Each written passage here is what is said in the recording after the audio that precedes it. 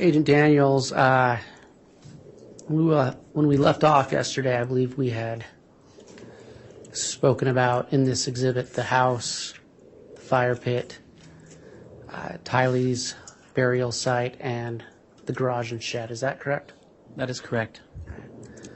I'm going to call your attention to the north portion of the map, what's labeled as Site 1. Site 1 was what we called burial site number 1, and that becomes the burial site for J.J. Vallow. Okay. And I believe we may have already started this, but if you could just briefly remind the jury what we're looking at here. This was just what I would call an overall photo leading toward what became burial site number 1.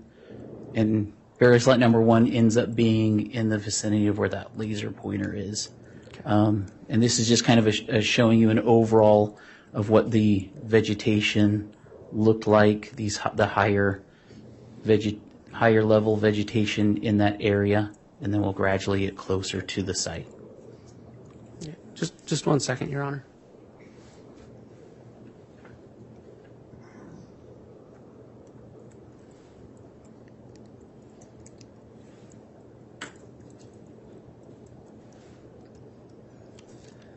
Can you briefly describe what's in photograph 149?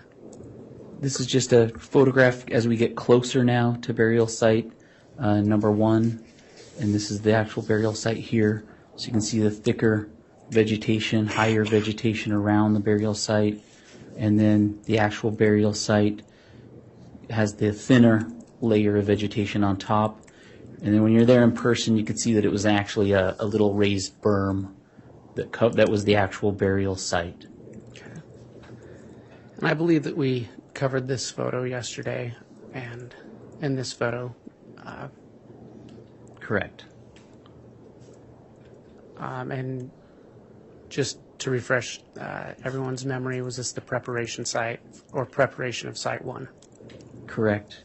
And this was just kind of once we decide this looks like it could be a good burial. Our process for these burials, and J.J.'s burial was the first burial that we located on the property on June 9th. So our process, what we want to do when we process these burials or potential burials at this point, is we just want to kind of establish a perimeter for what we think that burial, where that burial is, and then we just want to start excavating or digging down, and anything that becomes significant as we're digging down, the team leader will just make a determination, okay, that looks pretty significant, let's stop, let's take photographs, let's take some faro scans of that layer, just to document that for later, to try to tell the story of how these remains were buried, whoever the suspect or suspects were that buried these human remains. We just want to show that story down the road, like a circumstance like this, to a jury. And so layer by layer, first we're taking that vegetation off, this potential burial. Your Honor, I'm going to object. There needs to be questions before we... I'll It's ask sustained. It is just a narrative, Okay. and I'd ask Mr. Wood and the witness, it does need to be an exchange of question and answer. Okay, thank you. Agent, I believe we saw this photo yesterday, but if you could just briefly summarize again, just to refresh the jury's memory, what we're looking at in photo 173. So after we've removed that vegetation off the top, this is the next significant layer. So now the vegetation's gone, and now we can see those rocks that were protruding through the ground. And what's interesting now is just the precise way that these rocks are laid out. You can start to see the cut roots around this grave, especially the bigger roots. So somebody's taken time and effort to cut through these roots.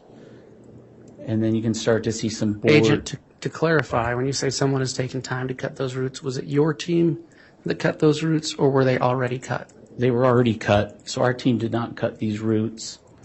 So this is just how we found these roots in this grave or burial site number 1, as we called it at this time.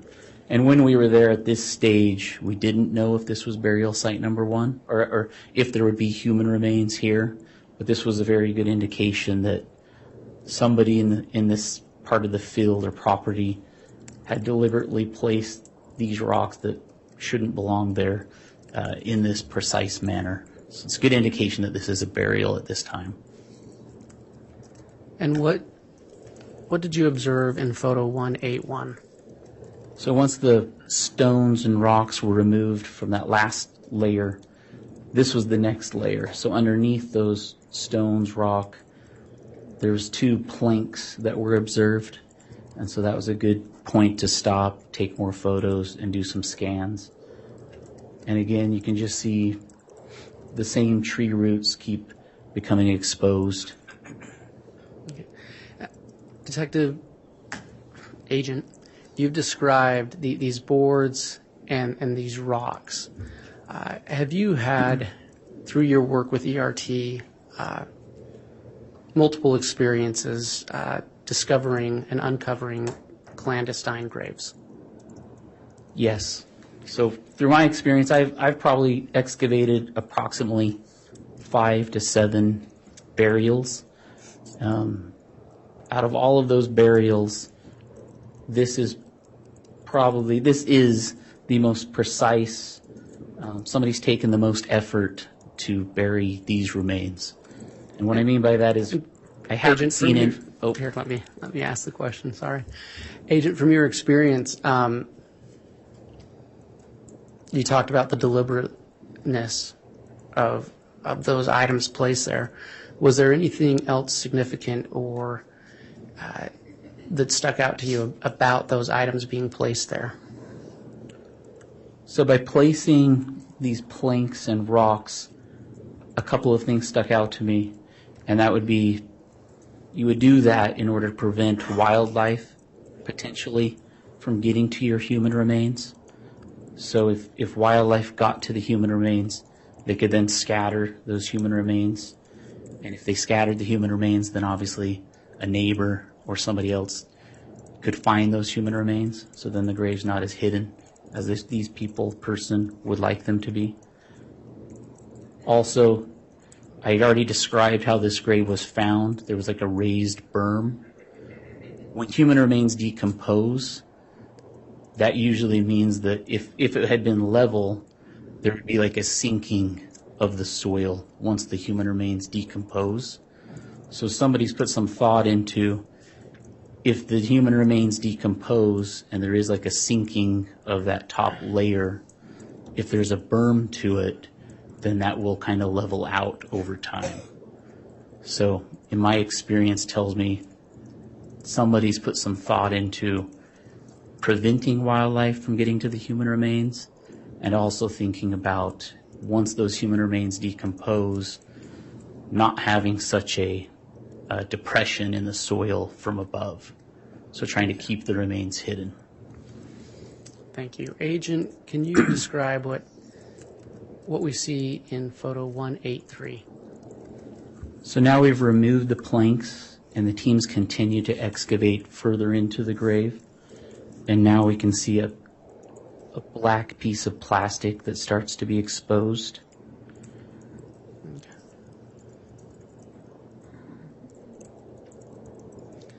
And can you describe what we see in photograph 190? And it's at this point is when I get into the burial and I take my hands and I just kind of brush aside the soil from the black plastic. So I just kind of make an oval shape in the ground, and that has the feel of a human skull, and that's what I presume it is. And at that point, I take a razor blade, because we need to determine, at this point we still don't know for sure if this is a burial and those are human remains. So we have to make that determination. So I take a razor blade and I cut into this black plastic bag. And that black plastic bag, as you can tell, it's tight, sucked tight to whatever's inside. So I had to pull that black plastic bag off whatever was inside, and then I make a razor blade cut to that black plastic bag, trying not to disturb any forensic evidence that might be on it. Agent, can you describe what you see in photo 191? So underneath that black plastic bag, once it was cut open, ends up being this white plastic bag. And so I kind of do the same thing, kind of pull that white plastic bag away from what ends up being the skull, the head of the human remains. And I do the same thing. I make a razor blade cut to that white plastic bag. And as I'm doing that cut, you can see kind of the human hair starts coming out, with that razor blade into my hands. And that's the point that we decide this is human remains. And so at that point is when that absolutely becomes burial site number 1, and that ends up becoming JJ's burial site. Can you describe what you see in photograph 192? This is just a better picture showing the hair that came off with the razor blade. You can see the cut that was made to the white plastic, and then you can also see some duct tape that was also inside those plastic bags. Can you describe photograph 195?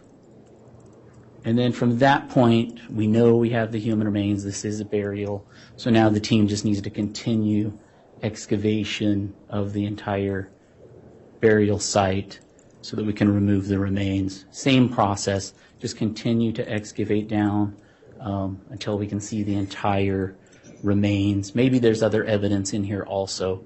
So and this site, we talked about it before the other sites, but we did have a sifting operation happening at this site too. We divided this grave in half. So the top with the head was grid A, and the side with the feet was grid B. So we kind of sifted both areas, the dirt that was inside, just in case there was other evidence there. And in grid A, we had like a charcoal piece. We had a charcoal piece in B, and there's a plastic piece found in grid A. So there's other things being done too with these within the burial. You can describe what's in photo 200.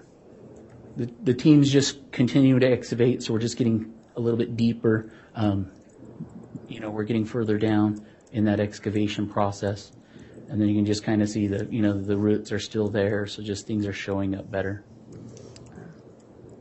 And what kind of tools was your team using at this point? So when we do these burials, there's multiple tools depending on how far away you are from the human remains. When we're further away from the human remains, we can use shovels, rakes to maybe get through some of those upper layers. As we get closer to the human remains, depending on what they're inside of or wrapped in, we can use those trowels that I talked about before, which are metal. When we get closer to human remains, and these ones are wrapped, so it just kind of depends on who's excavating and what the soil's like. Soils are all different, but we have metal trowels. They're hand tools that you can hold, and they're kind of angular at the top. We have wooden tools, so we like to use, if we get closer to flesh or organic material, we have wooden tools. We have clay molding tools, so they're just little different shapes. So if you get closer to skin, closer to flesh, then sometimes those clay type tools are useful. Or tongue depressors. Everybody knows what a tongue depressor is. Those are really good tools if you get closer to skeletal remains, so you're not damaging skeletal remains. So anyway, we have a wide variety of tools we can use. So it just depends on what we're facing in these different burials. Can you describe what you see in photograph 204? This is just kind of the continuation of the same process. It's a slow, methodical process. If you've ever done one of these, or we just take our time and we go slow, because we don't want, you can start seeing duct tape on the black plastic bag, and for forensic people, duct tape has really good evidence on it.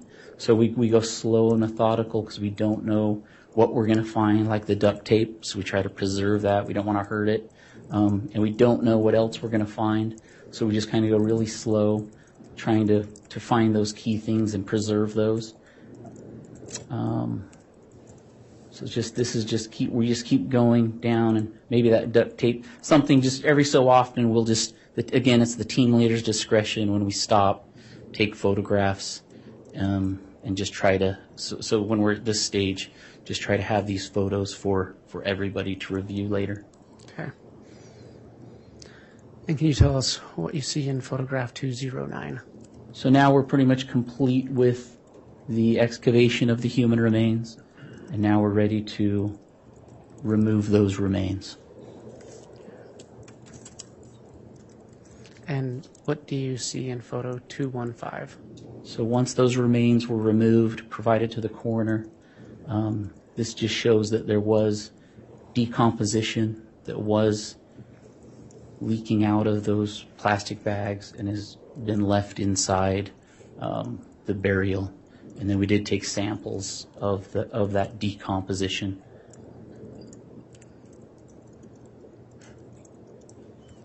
And then what do you see in photo 217? This is just a close-up of that decomposition that remained inside the burial.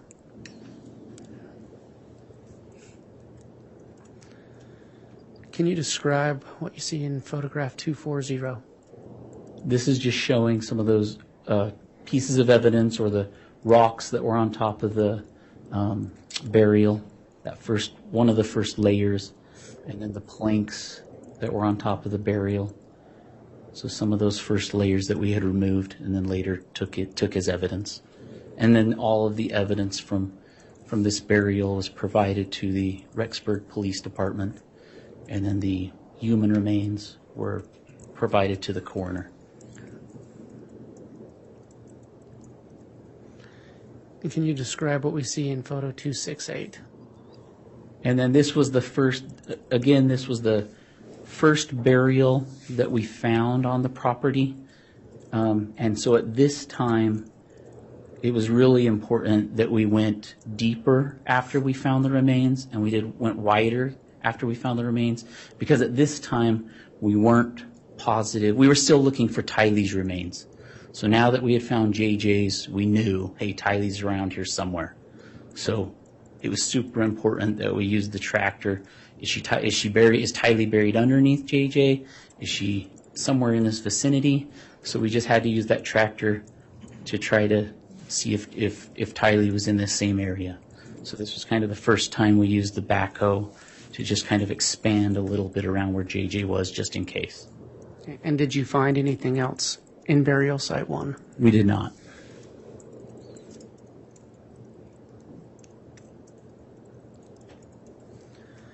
Agent, we've spoken about Faro scan data. Was the Faro scanner used at burial site 1? It was.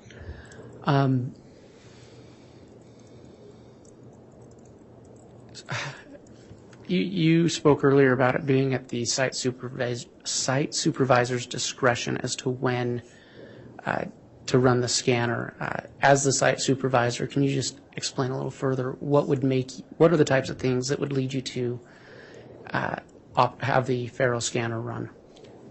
Just these, for a burial, anything significant found while you're doing the excavation. So key pieces of evidence. In this case, you see a layer of rocks that are over a burial. You see the layer of planks over a burial. You know, when a black plastic bag shows up that could be the head. You know, that's those key things. You want to try to capture those, whether it's photos, scans. There's multiple ways to capture those things. In this case, we chose to do the photos and the scans with the Faro scanner. Okay. So I'm going to show you what's been labeled layer A. And at this point, is there an approximate depth given? Yes, so this is just the photograph showing those rocks on the top, on this layer. And then the lowest point of this layer, the approximate depth is listed in this lower diagram. And in layer B? So the lowest depth of the excavation from this photograph is just highlighted right here with that line. And again, you have in the diagram just from 1 foot, 2 foot, 3 foot. And layer C. And that depth is just kind of noted. The lowest depth from that picture is just kind of highlighted right there with C.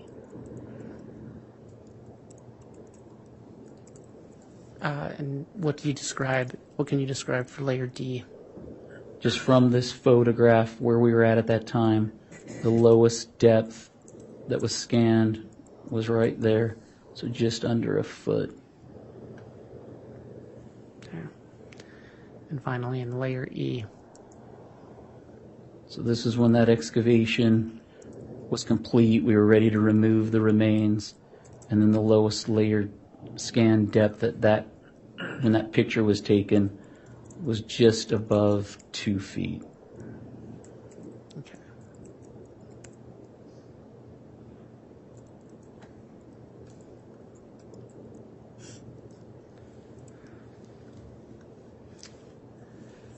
Your Honor, at this time I'm going to ask that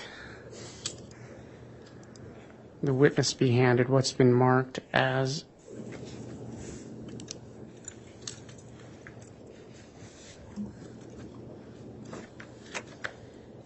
Exhibits 170A through 170U.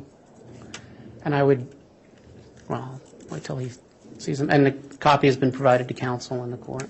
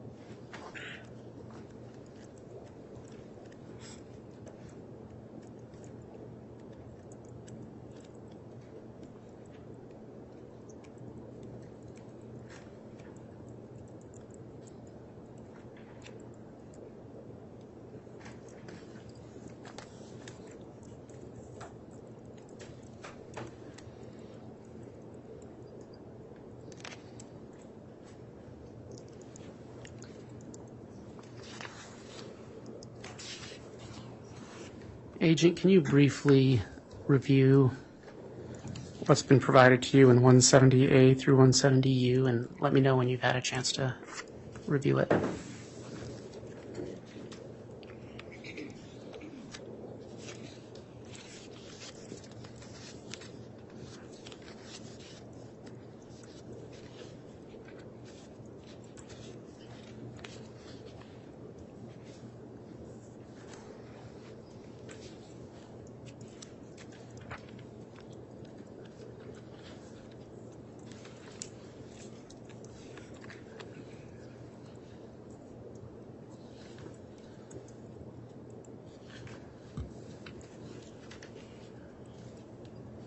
Okay.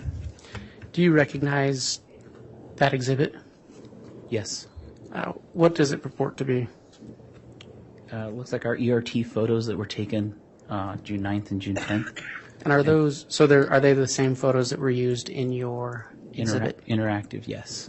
Are those true and accurate representations of what you observed on June 9th and 10th? Yes.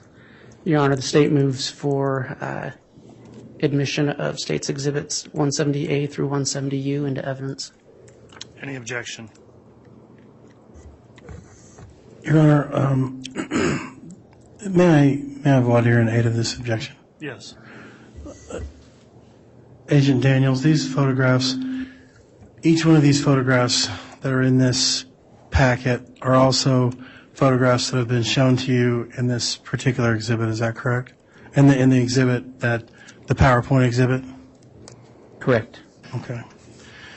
Your Honor, my objection would be that it's cumulative evidence and that it's just not needed. All All right, response, Mr. Wood? Thank you, Your Honor. The reason the state is putting these into evidence is for ease of the jury in reviewing the evidence.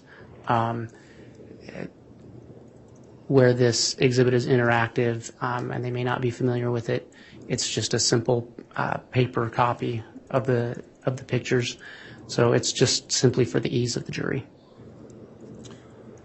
All right. Well, I would note that Exhibit 171, which is the interactive exhibit, does have these photographs already within it. There's an objection made that it's cumulative. I am considering that objection because the photographs are essentially all being proposed to be admitted 2 times, the same photographs. However, given the nature of the different format and having considered whether or not there'd be any undue prejudice to have the paper copies of certain photographs, I'll find that it's not cumulative and it may assist the jury, would not be overly prejudicial, so I'll allow for the admission of exhibits 170A through 170U to be admitted.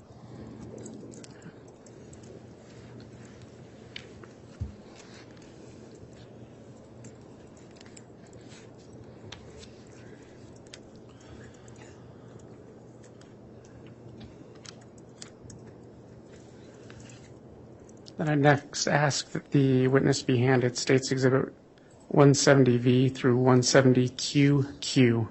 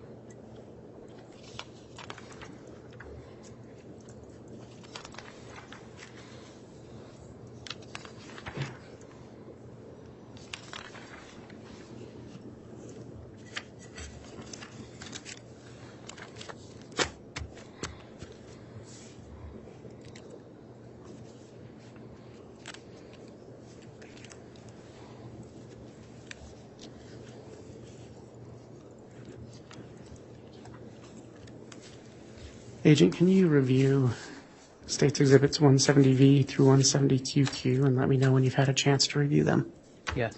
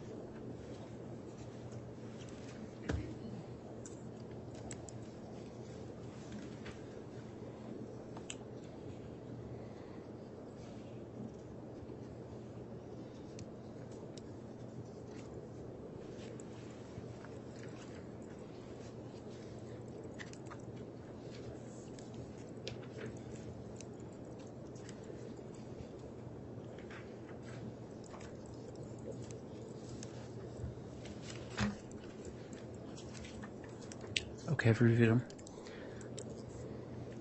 What is State's Exhibits 170V through 170QQ? They're photos that were in the interactive and photos that the ERT photographers took from the June 9th and 10th crime scene. Okay, and do you recognize those photographs? Yes. And are they true and accurate representations of what you witnessed on June 9th and 10th? Yes. Your Honor, for Again, for the ease of the jury, the state moves for admission of State's Exhibits 170V through 170QQ. Any objection from the defense? Yes, Your Honor, we would renew our objection that these are cumulative. Okay. I've considered that objection. Again, it is more than one version of the same photograph being admitted. The court does find, upon weighing it out, that it would not be unduly prejudicial to have the jurors have an easier reference of these particular photos, which are also found in the interactive exhibit. So the court will overrule the cumulative objection. The photographs on those exhibits are admitted, and just so the record's clear, that would be V through Z, and then they start again with AA and then go sequentially AA, BB, etc. up through QQ. So those are the photographs that are now admitted.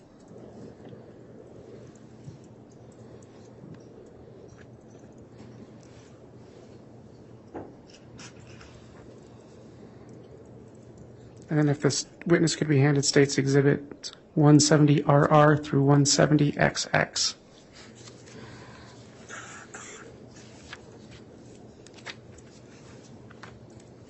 Oh.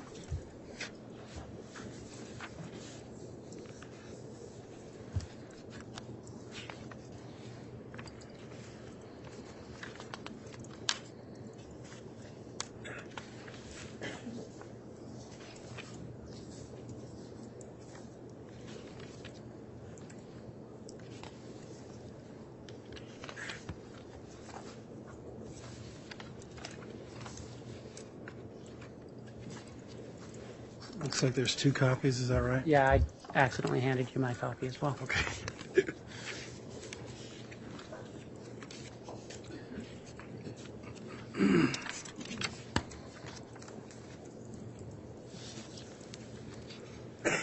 Agent, can you review State's Exhibits 170RR through 170XX?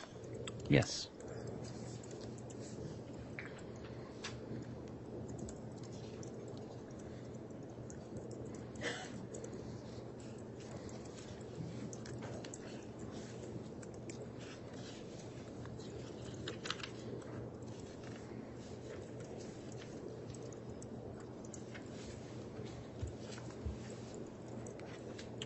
Okay. Agent, what is State's Exhibits 170RR through 170XX? They're photographs from the interactive. Okay. And what portion of the interactive exhibit are they the photographs of? They're from the house. Okay. And are they true and accurate representations of what you observed and witnessed on June 9th and June 10th of 2020? Yes, they are.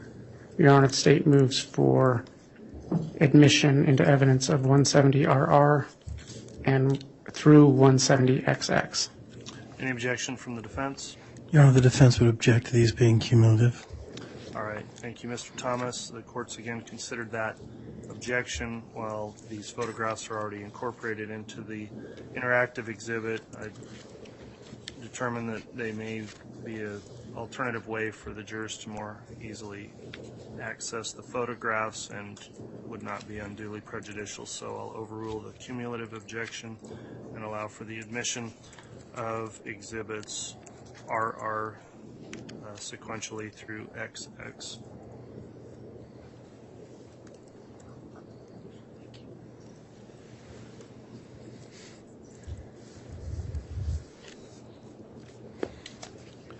And then if the witness could be handed what's been marked as State's Exhibits 170YY through 170JJJ.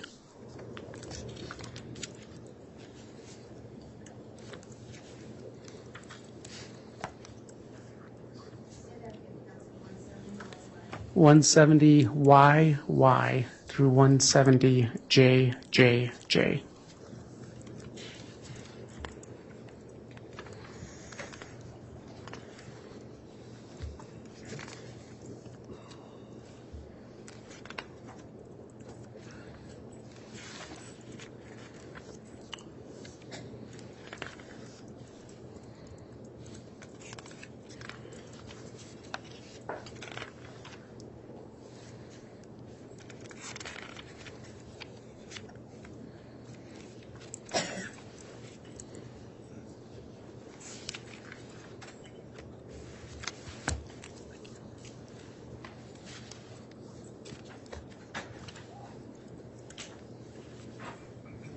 Agent, can you review States Exhibits 170YY through 170JJJ and let me Yes. know when you've had a chance to look at them?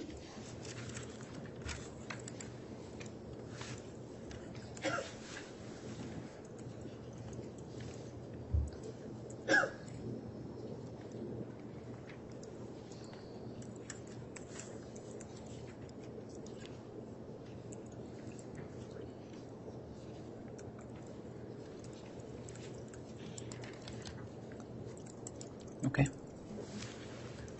Agent, what is in States Exhibit 170YY through 170JJJ? Photographs from the interactive. Okay. What portion of the interactive are they photographs of? Photographs from the fire pit. Okay.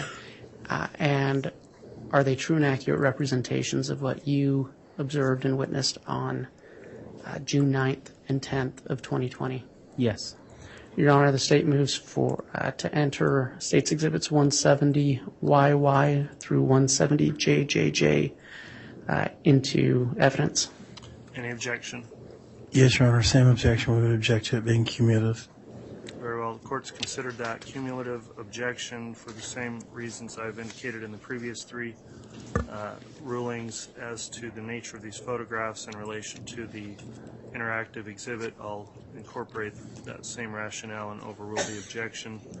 So to be clear on the record then, exhibit YY and ZZ are admitted, and then it begins with AAA and goes sequentially through JJJ, and that packet of photos is admitted over the objection.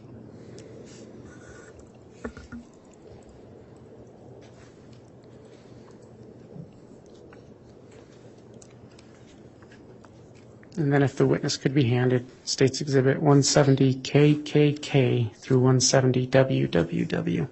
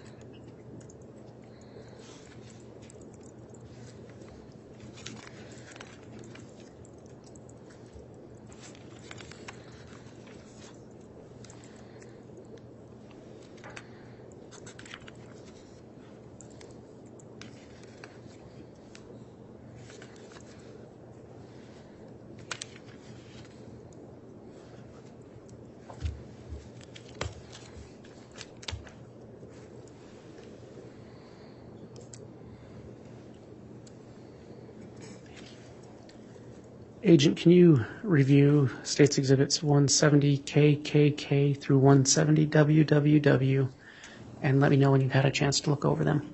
Yes.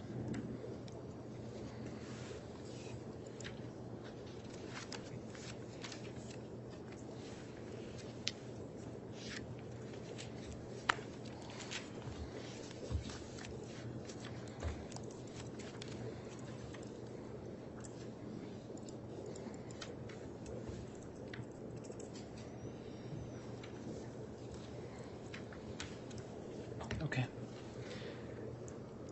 Agent, what have you had a chance to review States Exhibits 170KKK through 170WWW? Yes. What do they purport to be? Photographs from the interactive. Okay. And they're the same photographs you used in your interactive? Correct. And which portion of the interactive are they photographs of? They're photographs of the garage or barn. Okay. And are they true and accurate representations of what you witnessed on June 9th and 10th, 2020? Yes. Your Honor, the state moves for admission of States Exhibits 170KKK through 170WWW into evidence. Any objection? Yes, Your Honor, we would object to them being cumulative evidence. All right, court's considered that objection as to this set of photographs, and I'll overrule the objection for the same rationale previously stated as how these photographs relate to the interactive exhibit that was admitted. So for that same rationale, the court overrules the cumulative objection, and exhibits KKK through WWW sequentially have been admitted. Thank you. Just one moment, Your Honor.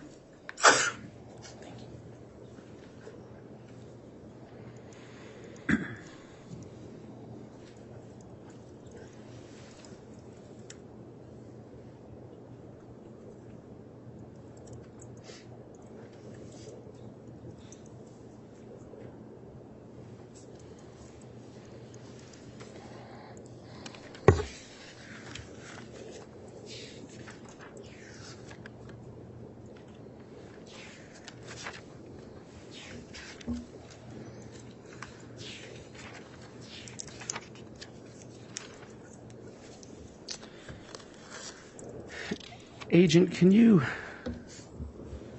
based on the testimony you've given and your experience and training, to you, what were the differences or the contrast between the gravesite of Tylee Ryan and J.J. Vallow?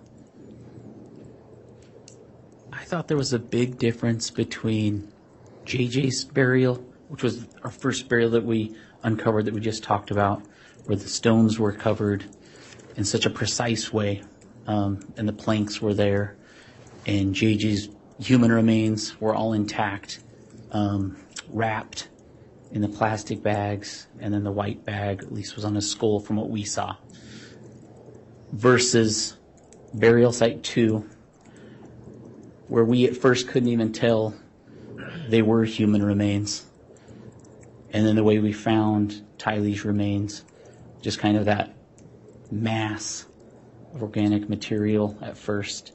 We didn't know what that was until we kind of pedestaled out that mass, went to uncover it, and it fell apart into pieces.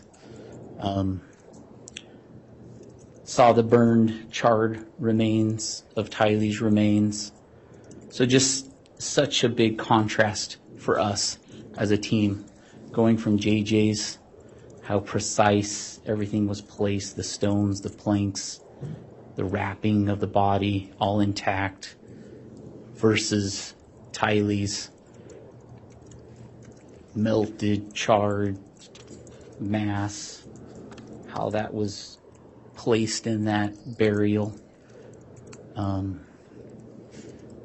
The items we found in the fire pit, and at the time we didn't know, as an evidence team, we didn't know the connections, if any, but just all those evidence items that we found, but just a huge difference. So, Okay. I think that's the best way to describe it from my Thank you. standpoint, being ERT that day. At this time, the state has no further questions, Your Honor. All right, thank you, Mr. Wood. Mr. Thomas, will you be conducting cross?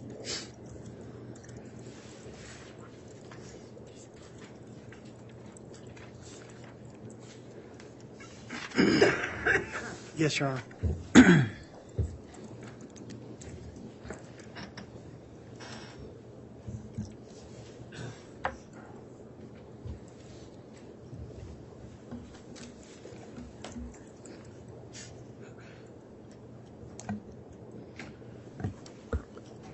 How you doing today, Agent? Good, thank you, sir. Good. You indicated that you've been on the ERT team for somewhere between about 13 years. Is that right? I'm saying 13 to 15 years. I was off and on. Okay. And during that time, you've been to 5 to 7 covered burials. Is that right? That's a Covered good 5 to 7 approximate. burials? Yeah, that's a good approximate. Sorry, I didn't mean to talk over him. Yeah, let's make sure we don't get into that with the court reporter keeping the record, so please don't talk at the same time. So 5 to 7 burials over the past 13 to 15 years. I was on and off ERT, so I would say over the last 12 years, approximately 5 to 7 burials. Okay. And where were those burials? Were they all in Idaho?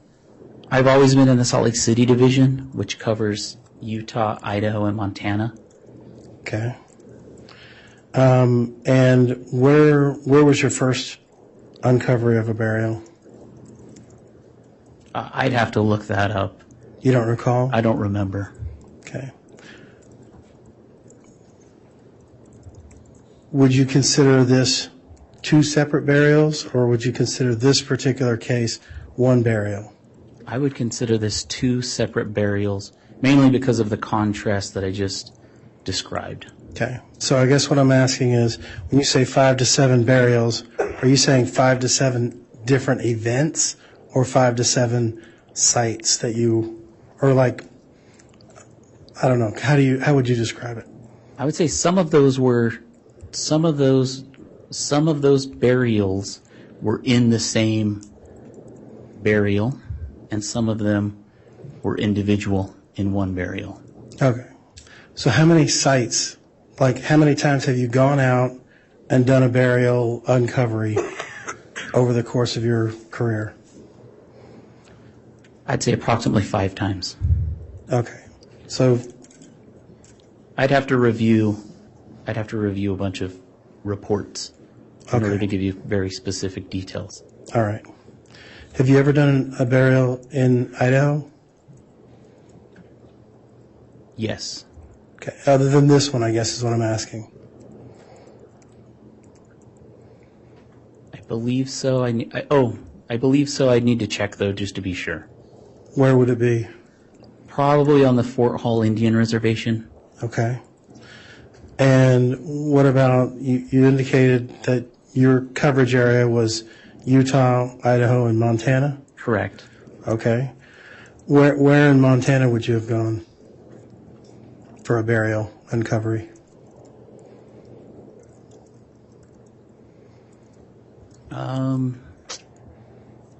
We recently were in, well, I probably shouldn't say the place. I probably shouldn't talk about specific cases. Well, it kind of goes to your credibility as to, you seem to have a little bit of knowledge recall issues, and so. How about I just say near Missoula, Montana? Okay. I've been on call-outs near, let's say, Moscow, Idaho. Okay. And a lot of those involve fire pits. So I've done multiple fire pit excavations, and that's excavating human remains from fire pits. Okay. And there was a fire pit in this particular excavation. Correct. That's why I think those are important to mention. Okay. All right. And so when you do these, you mentioned how you kind of made it sort of a grid, right? Correct. All right. And on the grid of the fire pit, it wasn't like exact squared off. We're going to do 3 foot by 3 foot grids, right? And we're going to sift everything in that 3 foot section, and then we're going to move to the next section, and everything that gets pulled from that section gets put in this pile, right? That's not how it worked. We created our own grids, so we didn't have 3 foot by 3 foot grids. We just created our own grids that we showed on the map. Right. And then we sifted things from different grids. Okay. So what we collected from one grid was collected out of that grid. So we did keep track of what came from one grid and then collected that as evidence. And where did those, like they were in the fire pit area, there were 4 grid areas, right? There was 4 or 5. I'd have to look at our chart. 4 or 5. Okay. So the fire circle itself, was that one grid? Yes. Okay. And anything outside of the fire circle, there was a box or some sort of a, not necessarily a square, but some sort of an angular area, right? There were grids outside of the fire pit, and the fire pit was one grid. Okay. And everything that you collected inside the fire pit went to a specific area? Correct. To a specific blue tarp? That went to a blue tarp. That went to a sifting area and was sifted. Okay. And the other areas within that fire pit area that had other grid areas, were they sifted in a different spot or in the same spot? I'd have to check with our team members. I don't know if we sifted the other areas. Okay. So you definitely sifted the fire ring, Correct. but you're not sure if you sifted anything outside of the fire ring. Yeah, I don't know. I have to ask the other team members if we sifted anything from the other grids. All right. Well, we had about 3 years to prepare for this. This didn't come up over the last 3 years? I didn't discuss this, no. Okay. All right.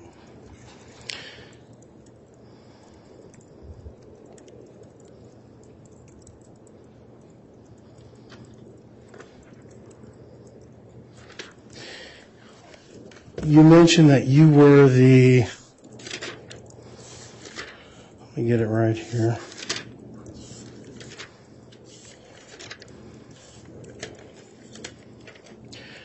Currently the team leader of the ERT. Is that right? Senior team leader for the evidence response team. Senior team leader. And is that like the highest up you can go? Like everybody answers to you? I'm over all of the evidence response team members in Utah, Idaho, and Montana. Okay. So in your region, you're the senior team leader for Correct. the ERT. Okay. Correct. But there are other regions and they have senior team leaders as well? Correct. All right. And have you, on this particular case, met with any of those other senior team leaders in other areas of the country? No. Okay. I have, in preparation for this search warrant, I did discuss this case with the evidence response team unit. And they oversee, they're based out of Quantico, Fredericksburg, Virginia, and they oversee all of the evidence response teams nationwide. Okay, so the evidence response team, or the evidence response unit oversees the evidence response teams. Correct. Okay, that's kind of where I was going with that. Okay. Thank you, that's all I have. All right. Any redirect from the state? No, Your Honor. All right, that'll conclude the testimony then of this agent. If I'll inquire of the state, is he going to be recalled potentially, or can he be released from any subpoena? Your Honor, we believe we're done with Mr. Daniels, but just as out of a precaution, we would not ask to release him from a subpoena at this time. Okay, that'll conclude your testimony then, and just the state will contact you if you think they think there's a reason to recall you at some point, so you'll remain under subpoena at this time while the trial's still going. The bailiff will escort you off the witness stand then, and the state can get prepared to call another witness. Thank you. The state would call Dr. Garth Warren.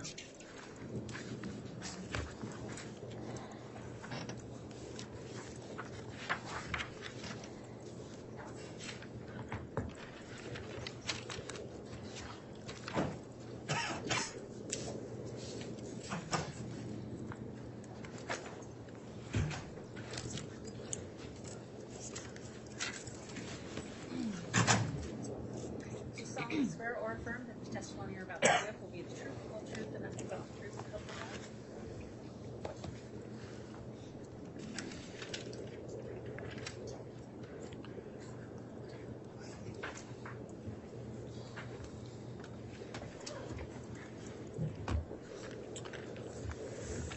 God. All right, now that the witness has been sworn, I'll just briefly inquire. Dr. Warren, have you viewed or listened in on or in any way reviewed any of the trial court testimony before you took the stand here today?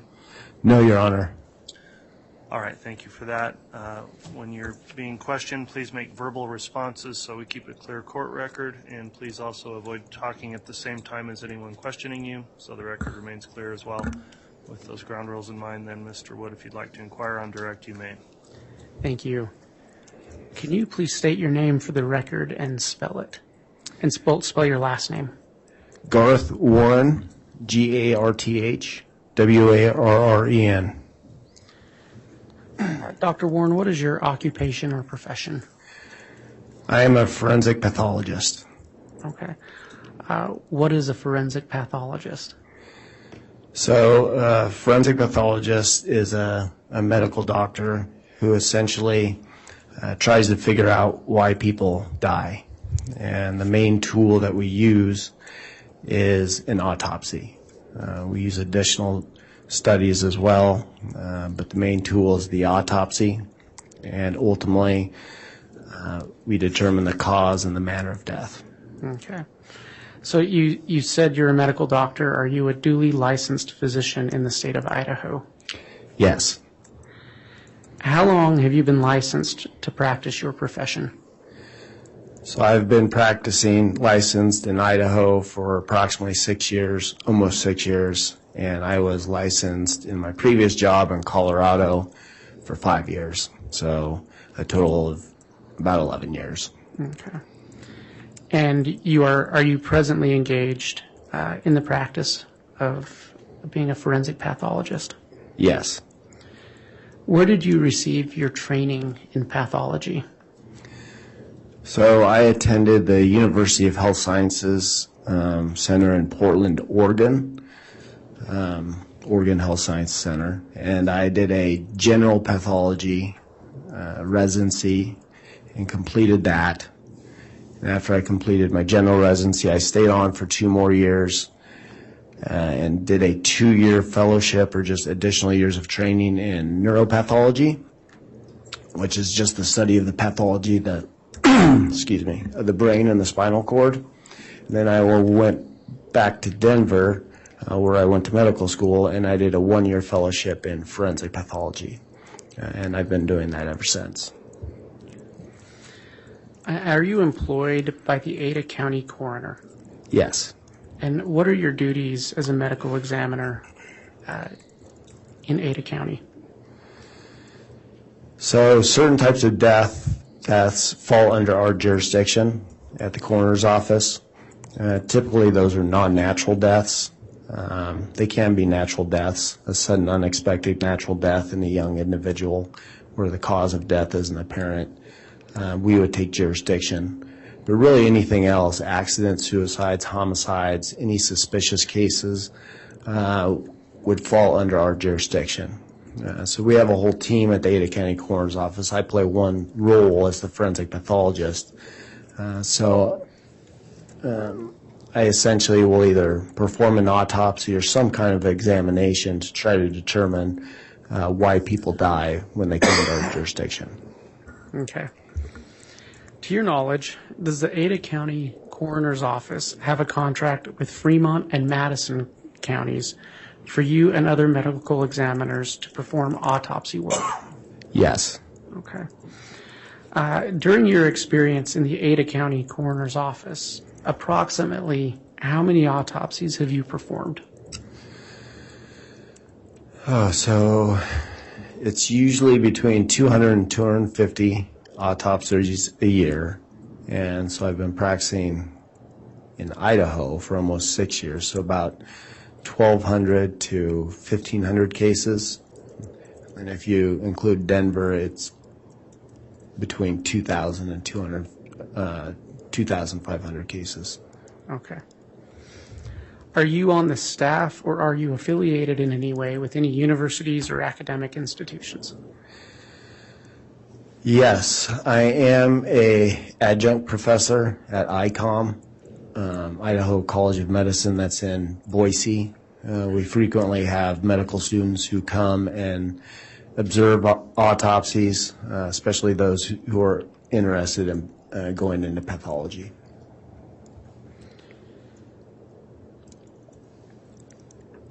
So I asked you earlier what a forensic pathologist does, but exactly what does pathology involve? So pathology, by definition, is the study of disease, and it's broken up into different branches. The branch that most people are most familiar with is the anatomical pathologist. So that's the pathologist, where if you go to the doctor and you get a mole taken off your skin, or you have to have a liver biopsy, or you get anything removed, that piece of tissue will essentially make its way to a laboratory, a clinical laboratory. And the pathologist will examine it, they'll look at it under the microscope, and they'll make a diagnosis. Then that diagnosis will be relayed to the clinician, who will then give the information to the patient. So a lot of pathologists spend their time looking under the microscope, making diagnoses. The other side of it is clinical pathology, and that's the clinical laboratory. So typically, a pathologist is in charge of the clinical laboratory. So anytime you've ever given a pee sample, a blood sample, that'll go to a clinical laboratory. It'll get tested. The pathologist oversees that. And then again, the results will get kicked back to the doctor who ordered it, your primary care doctor, and that will get relayed to you. So where forensic pathology fits in that is it's essentially a subspecialty of anatomical pathology. Are you a member of any specialized medical or scientific groups or associations? Yes, I am a member of the National Association of Medical Examiners. They're essentially the governing body of coroners and medical examiners across the country. I also participate in committees in the Treasure Valley and maternal mortality fatality committee, child fatality committee.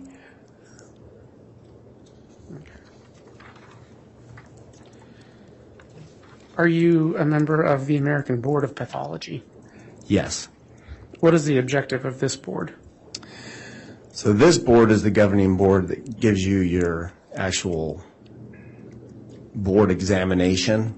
So after, for instance, when I completed my general pathology, I had to take a day-long test, and I had to pass that test. And then the American Board of Pathology says, okay, you are fine to practice now. And the same thing with my neuropathology and forensic pathology. You have to take these long tests. You have to pass them in order to practice pathology. So the objective of that board is essentially to make sure that its members are qualified. Yes. So, again, we briefly spoke about forensic pathology. Will you explain in a little more detail what that term means? So, forensic pathology, that is the study of disease or trauma in the setting of the medical legal death investigation system and the legal system. So typically cases that fall under the medical examiner, coroner's offices, as I mentioned, are non-natural, and our job essentially is to do some type of examination, typically an autopsy. Sometimes we just do an external examination. We do toxicology, and we'll do other studies. We'll do x-rays and so forth. And then based on that, I have to come up with a cause and a manner of death. And that's really my ultimate job, is to determine the cause and manner of death based on my findings. Can you explain the difference for the jury between manner of death and cause of death? So cause of death is what causes you to die. So that's a heart attack would be a cause of death. A gunshot wound to the head would be a cause of death. A motor vehicle accident where somebody sustains multiple blunt force injuries, that would be a cause of death. A manner of death deals more with the circumstances surrounding the death, and it's typically broken into 5 different options. It's natural, accident, suicide, homicide, and undetermined. So every time you do an autopsy, you do the cause, and you determine the manner. One example I always give for manner is where the circumstances, and this kind of goes into play why the circumstances are so significant, is if you have somebody with a gunshot wound to the head, Well, that could be self-inflicted. That could be a homicide. Somebody else did it. Could potentially be an accident. And sometimes the findings on the body would look exactly the same. So in order to determine the manner, you have to have a good idea of what the circumstances were when that individual was found, the law enforcement reports, and so forth, to accurately determine the manner of death. And based on your expertise, can you tell the jury what an unattended death is? An unattended death typically means that the death is unattended by a clinician. So most state statutes, including Idaho, is if somebody dies, for instance, in the hospital, that's an attended death. There's doctors all over the place in the hospital. An unattended death would be somebody who dies outside of the hospital in the absence of a doctor's presence. So at their home, that would be considered an unattended death. If somebody's found, say, in a park, that would be an unattended death. Is there a general procedure that you follow when performing an autopsy? Yes. What is that? So typically the first time I see the decedent or the body is in the morgue, is in the autopsy morgue. Typically the body is received in a body bag. Sometimes it's sealed to preserve evidence on cases that are suspicious or homicides. Sometimes it's not. So the body is received in a body bag. We open the body bag, and the first thing I do is I observe just the decedent as is. So what were they wearing? Do they have any personal effects? Is there any evidence of medical intervention? And once those are documented, I will take off the clothes, we'll take off the medical intervention, we'll gather evidence if needed. That's going to be case by case. And then we'll get the body naked, and then I'll do a head-to-toe exam, which is called the external examination, where I'll describe the hair, eye color, ears, fingernails, pretty much everything from head to toe, and I'm essentially looking for anything that could be a cause of death, any natural signs of death, any trauma. And then once I'm done documenting that, I will do the internal examination, and that's what most people think about the autopsy. We will make incisions that allow us to look at all the organs in the body, the heart, the lung, the liver, and so forth. And with those organs, we'll weigh them, we'll examine them, we'll dissect them. Again, same idea. I'm looking for anything, any natural disease process, any traumatic injuries that could explain the decedent's death. Also, during the autopsy, we obtain specimens for different reasons. We typically try to get blood, urine, and vitreous fluid, which is fluid from the eyeball, and we'll use those to perform a wide variety of different tests. We can do toxicology, we can look at electrolytes in the body, we can look for glucose, if somebody has diabetes. So we collect all those as well. During your years as a medical examiner, have you had occasion to observe many cases in which the manner of death was homicide or was linked to a homicide? Yes. Okay. Do you know approximately how many?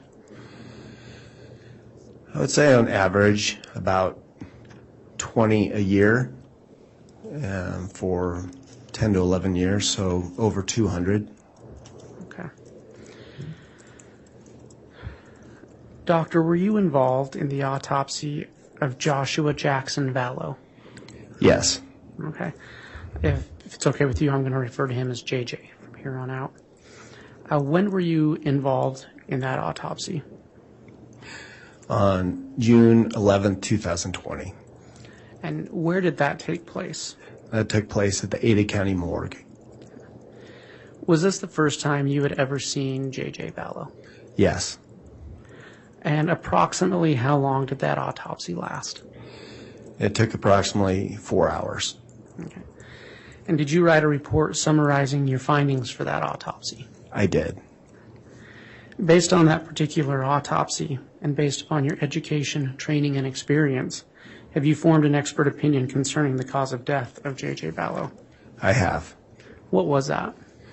I determined the cause of death to be asphyxia by plastic bag over the head and duct tape covering the mouth. And then there's another segment that's other significant conditions. I put bound with duct tape, bruising of the arms, and abrasion to the neck. But ultimately, the cause of death was asphyxia by plastic bag over the head and duct tape over the mouth. And do you make a determination as to the manner of death? If the autopsy is performed in Ada County, I do. We mentioned that there's a contract between other counties. We perform autopsies for a wide variety of counties around the state of Idaho because there aren't enough forensic pathologists out there. In those cases, our contract essentially says that we'll do the cause and then the coroner will do the manner of death. Okay.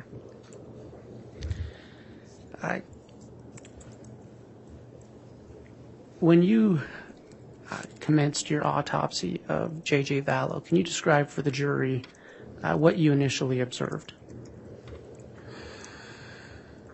So initially, the body came within a sealed body bag, and it's sealed because we want to preserve evidence. It's just a way of us feeling confident that nobody's gotten into the bag or something's happened. So it's for evidence preservation. So we broke the seal on the bag and opened that bag up, and then the body was further enclosed within a black plastic tarp that was held together with multiple strips of duct tape. And then we opened that up, and that was the first time that you could actually see the body. Right from the beginning, there were some things that obviously jumped out. One, there was a white plastic bag over JJ's head, and it was wrapped around the face multiple times with duct tape all the way down to the neck. In addition, the forearms and the hands were bound with duct tape, and the ankles were bound with duct tape. JJ was wearing red pajama tops, red pajama bottoms, and black socks. Another thing that was quite obvious is the body was in a state of decomposition. There was decomposition fluid and dirt and mold on the pajama tops and bottoms. You could tell even with the clothing on that the body was in a state of decomposition by the color of the skin. And at that point, we essentially took photographs, documented how the body was received, and then we proceeded. Okay. So you mentioned you took photographs and documented how the body was received. Did you then conduct an external examination? Yes. What steps did you take in your external examination? So for the external examination, I guess backing up a little bit, with everything that was on the body, the clothing, the duct tape, the bag over the head, at that point, we started gathering our evidence. So what we did is we took the pajama tops and bottoms off, and we submitted that to law enforcement. We submitted the socks to law enforcement. The bag over the head with the duct tape, we made a single cut, removed it carefully, and we submitted that to law enforcement. With the duct tape around the arms, we made a single cut, unfolded that carefully, submitted that to law enforcement, and we also submitted the duct tape around the ankles. In addition to that evidence, we also did fingernail swabs for evidence. We did hand swabs. The fingernails actually were easily came off because of the state of decomposition, so we ended up just submitting all of the nails for evidence. In addition to that, we didn't really know what was going on with the case as far as could there be a sexual component or not, so we did oral, anal, and penile swabs just to be careful.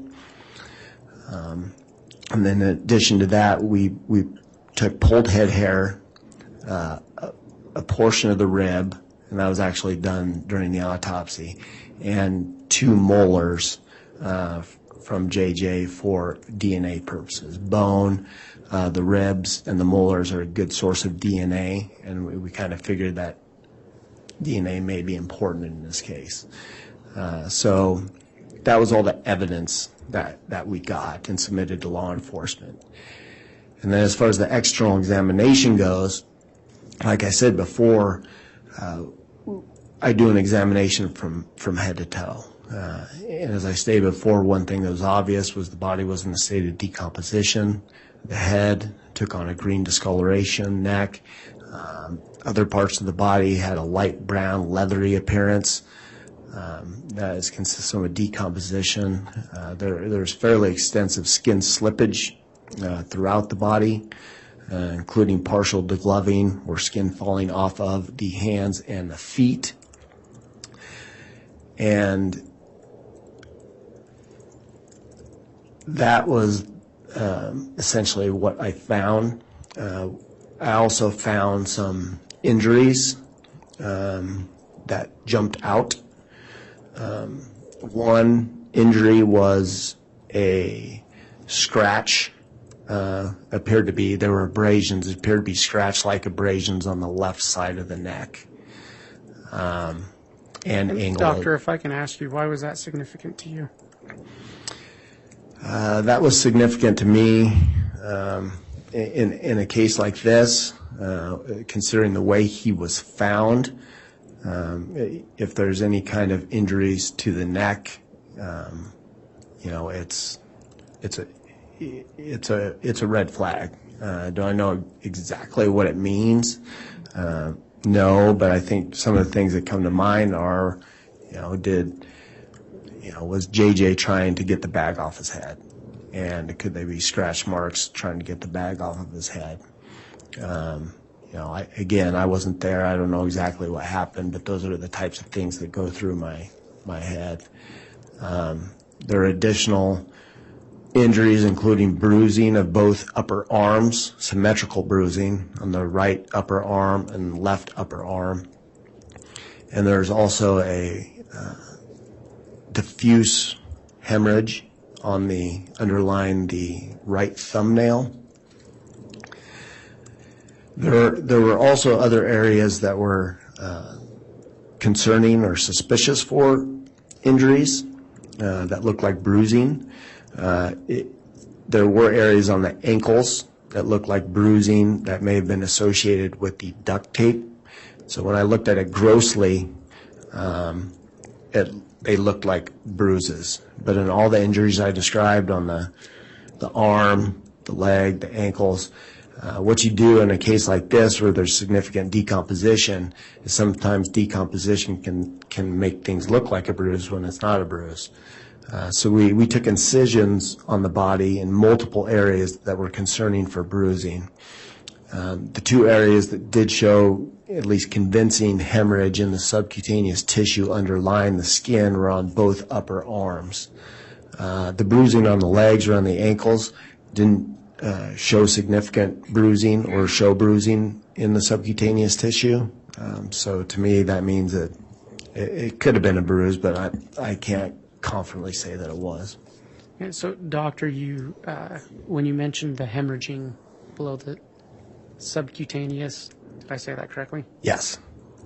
Layer, was that confirmation of bruising on the arms?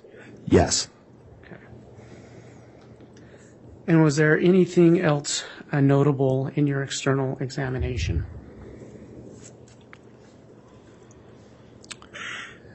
I believe those were the most significant findings that I can remember off the top of my head.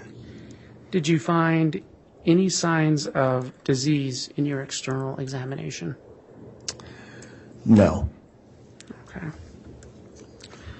And after your external examination, you conducted an internal examination. That's correct. Can you describe that process for the jury? Yes. So as I stated before, we make incisions on the torso and on the scalp that allow us to evaluate the brain, heart, lungs, look at the ribs, all the different organs in the abdominal cavity. In this particular case, all the organs were still there, and they were still well defined, meaning I could tell that's a heart, that's the right lung, there's the liver, there's the adrenal gland, so forth. All of the organs, as to be expected, showed decomposition changes, but I did not see any trauma to the internal organs, and I did not see any evidence of overt natural disease to any of the organs. Did you check for rib fractures? Excuse me. Yes, I did. Actually, when you remove the chest plate, you get a good look at the ribs.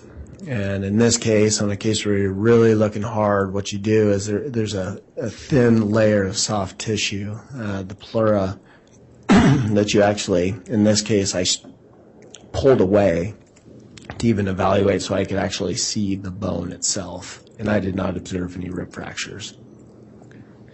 Why would you look for rib fractures?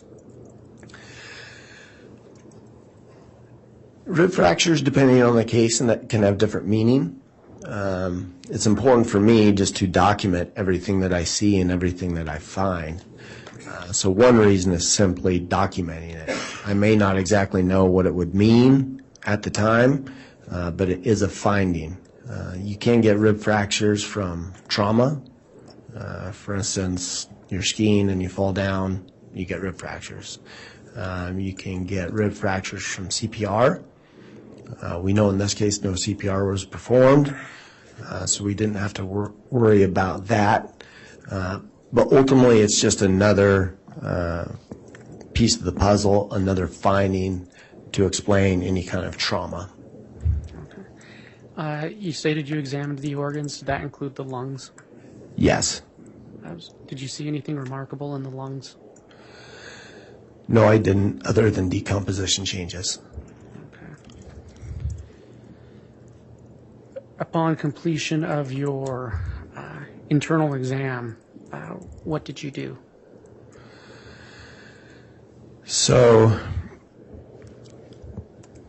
I guess going back a little bit, during the exam, like I stated, during the autopsy is when you typically get samples, either to look at microscopically or to send to laboratories. So after the autopsy is completed and we had gathered that, we were able to gather basically tissue from each organ to look at under the microscope, and I did that at a later day. In this case, because of the state of decomposition, there was no blood, there was no urine, and there was no vitreous fluid. So we ended up sending a sample of liver for toxicology, which is considered a good sample to send in a decomposed case when you don't have options for the other. So after the case was done, I essentially had to just wait for those findings to look at the histology, to look and see what toxicology showed. We also did full body x-rays in this case before the autopsy, looking for any kinds of bony abnormalities. Okay. What were the results of the x-rays? The x-rays did not show any overt bony fractures or bony abnormalities. Okay. And you mentioned that you sent off portions of the liver for a toxicology report. That's correct. And did you receive the results of that? Yes. What did you find in the toxicology report? So in the toxicology report, there were low levels of ethanol, so alcohol. There was a substance or a drug called GHB, gamma hydroxybutyric acid. There was also a substance called theobromine, and I believe there's also caffeine. Do you know what theobromine is? Theobromine it can be found in cocoa and tea products. And GHB, what is that? So GHB, gamma hydroxybutyric acid, it's a drug, or one, it can be a drug, and it can be used for medicinal purposes or recreationally. For medicinal purposes, sometimes it can be used for narcolepsy. I think at one point in time it was used as a possible anesthetic or for anesthesiology. Recreationally, it's often referred to as liquid ecstasy. Some refer it to as a date rape drug. So what it does, it acts as a depressant on the central nervous system. It can give you a sense of euphoria. It can give you a sense of calming, relaxation. It can increase libido.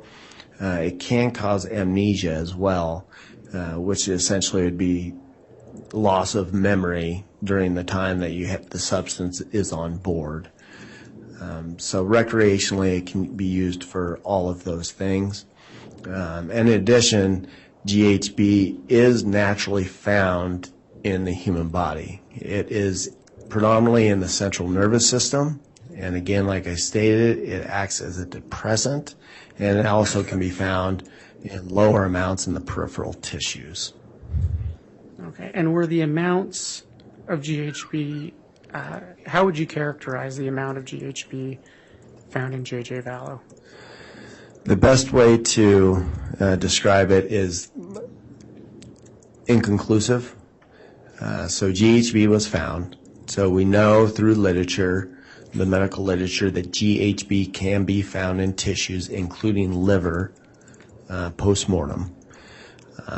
So there's really no way for me to tell for sure whether this is just a naturally occurring product in the body that was there, or if JJ was given GHB. I can't say one way or the other based on the levels. Okay.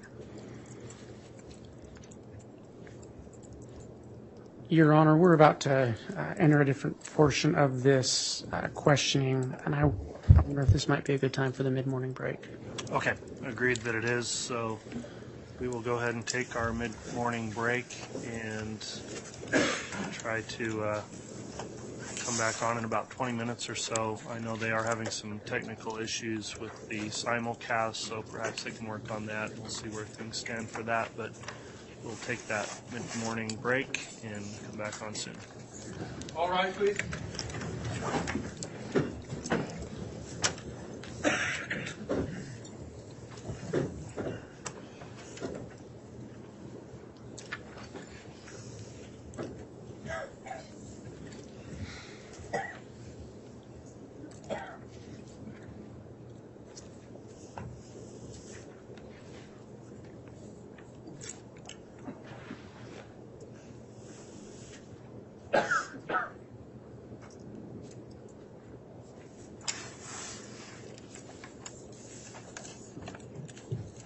Okay, folks, we'll be back at 35 after. Please grab all your property if you're going to leave.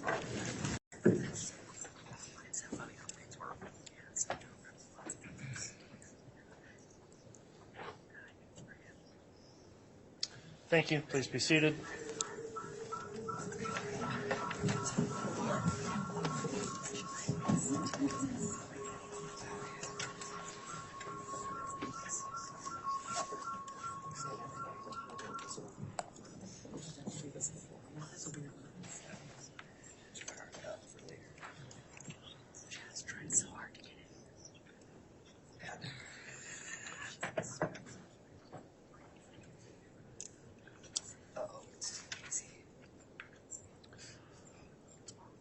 Okay, if we're ready, we can have the jurors brought in. Yes, sir.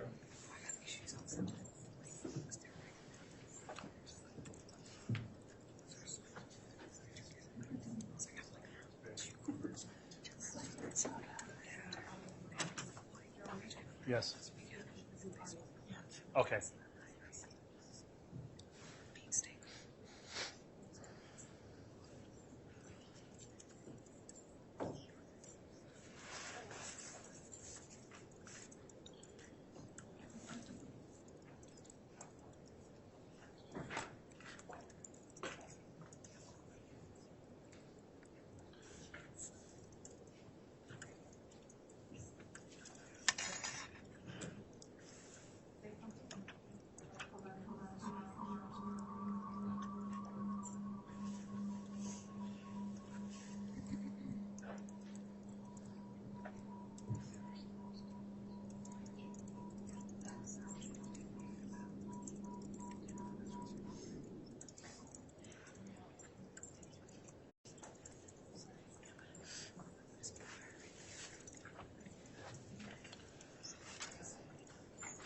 All right, please.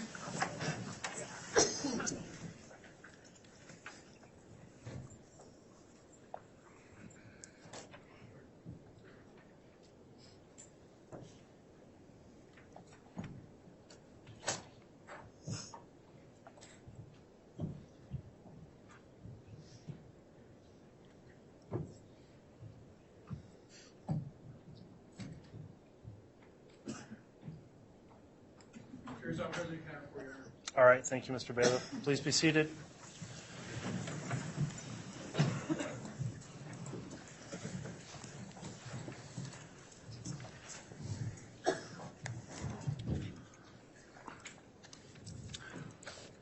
Okay, we're back on the record on KCR 22-21-1624, State of Idaho versus Lori Noreen Vallow. Mr. Wood, you can continue with your direct examination of this witness. Thank you.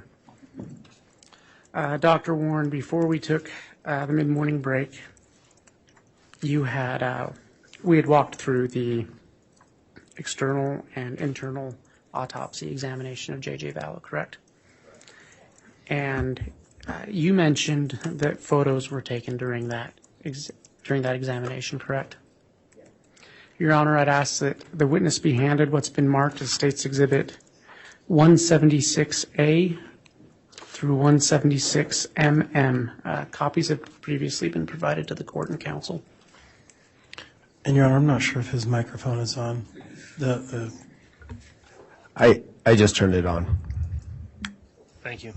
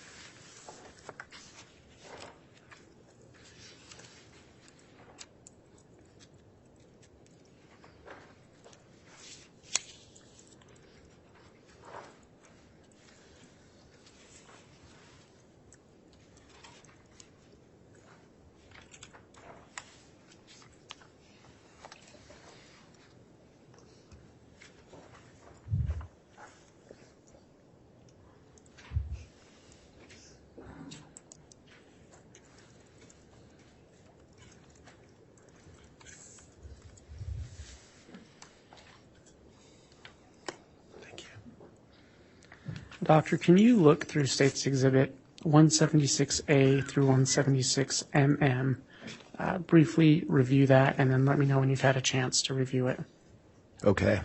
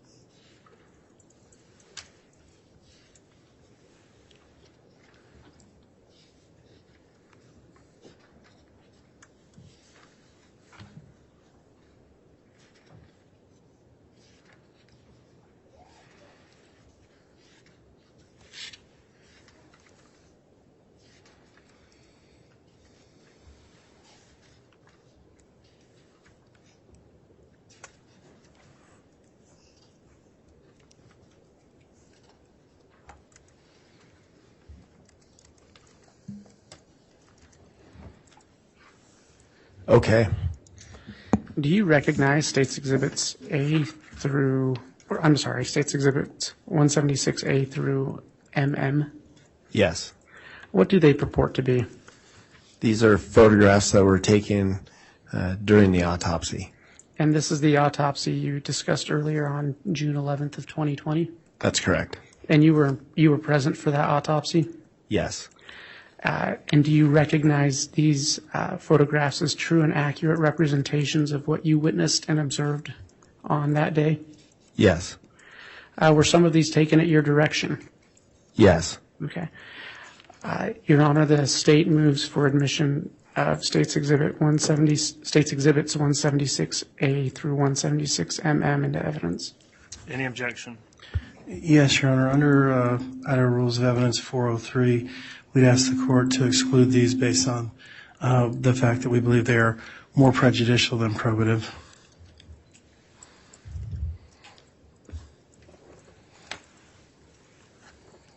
All right, what's the response from the state on that objection? Your Honor, these are photographs of what actually happened, what actually transpired in the autopsy. There is no better evidence to explain the autopsy process than by these, along with Dr. Warren's testimony. They are true, they are accurate, and as such, I do not believe that 403 applies in this case. All right, I've considered that objection. The court does not find that they are unnecessarily prejudicial or unduly prejudicial given the foundations that have been laid as to this particular witness, his expertise, and the autopsy performed here as it relates to the state's theory of the case. So having considered that objection, the objection will be overruled, and for that reason, exhibits photographs 176A, and so the record's clear that goes through 176Z, and then starting at 176AA through 176MM are admitted. Your Honor, I apologize. May the court reconsider possibly doing this in a black and white format rather than full color? And the state would object to that. There's no reason to alter the reality of the photographs. Well, as I said, it was well. All right, and I've considered that objection as well. Let me have a quick sidebar with counsel, however.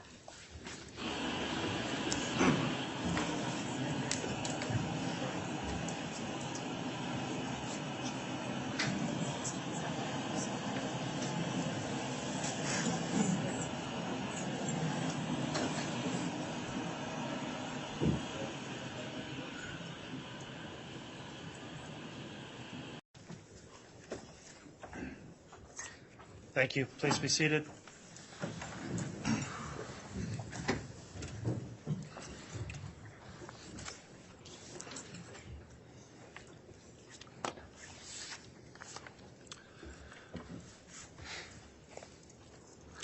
All right, counsel, we had a sidebar, and as it related to these autopsy photographs, I have considered this evidence, and I apologize for the delay this caused. I made a decision that caused us to make some technical adjustments here.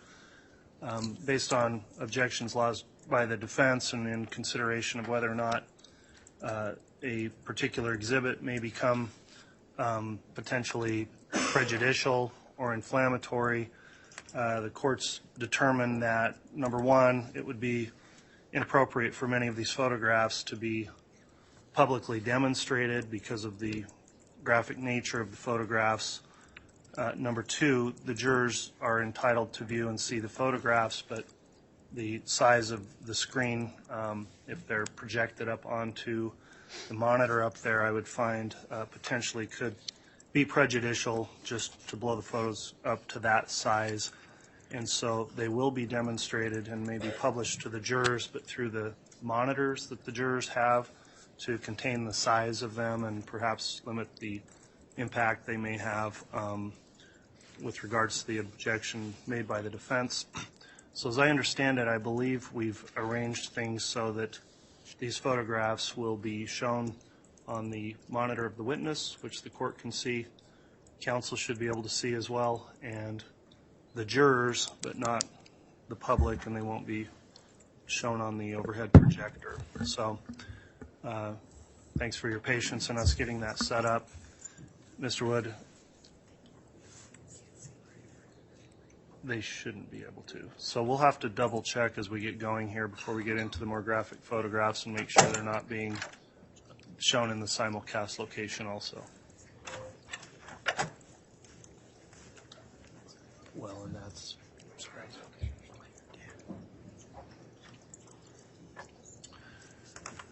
And counsel, just with the state's monitor, perhaps if you could also just position yourselves in such a way that it's not just totally visible to all the public here. So that's the ruling I've got in terms of publishing these. So, Mr. Wood, I apologize for the interruption. With that ruling, we'll get started, and then hopefully things are technologically set up to incorporate that ruling. Thank you, Your Honor. I would just note for the record the state did not take a position on that and just left it at the discretion of the court. Okay, thanks, Mr. Wood. That's correct.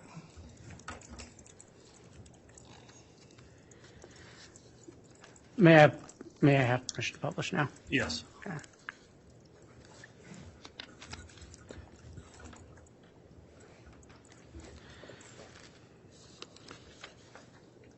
Dr. Warren, do you see that on your screen?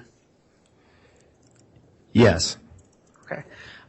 Your Honor, I would note I'm a little bit blind as to how this looks to the jury and on the screen, so I may need some feedback on And I it. think your counsel can probably help you as well with their monitor. What is depicted in State's Exhibit 176A? This is a photograph that the decedent was in when I first saw the decedent, how the body was received in a black sealed body bag. You can see there's a red seal that's sealing the zipper of the body bag, and the ruler is simply that's the case number that we have assigned to this particular case. Can you read that? Sorry, can you read that case number into the record? It's 200611-15. Thank you. What is the significance of the that lock or seal? It's essentially to preserve evidence. As I stated before, it ensures, it lets us know that nobody has gotten into the body bag if it's sealed and hampered with evidence in any way, shape, or form. Your Honor, could we have just a second? I apologize. There's really no objection other than the fact that there's no way to follow the court's order because the state's screen is being viewed by everybody back here, and I'm not sure about the jurors if their monitors are being seen. All right, I don't believe the juror monitors are visible to the public, and the one concern monitor, I guess, is at State's Council table, and if there's just a way, maybe Mr. Rammel, you could just stand behind that as a way to block view of public behind you.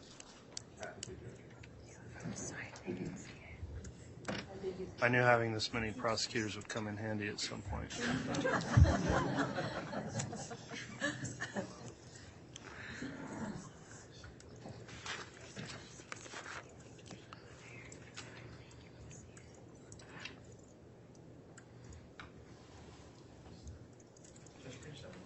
Yes. Do you want us to move to the other side? Do you want us to move chairs around to the other side and turn the monitor? You could do that as well. I mean, I that, was trying to think of the most effective way to do if the monitor would turn around, maybe just for this portion, you could do that.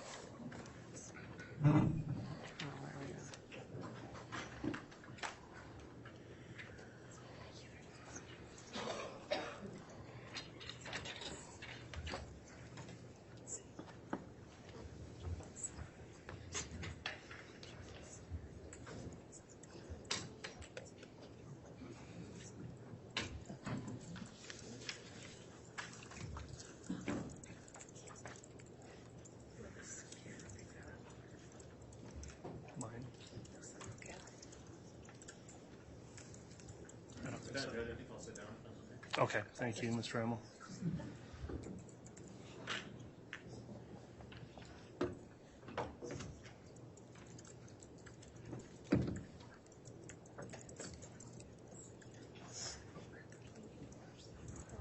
this camera. Put it up on that screen. Your Honor, can we request another sidebar? Yes.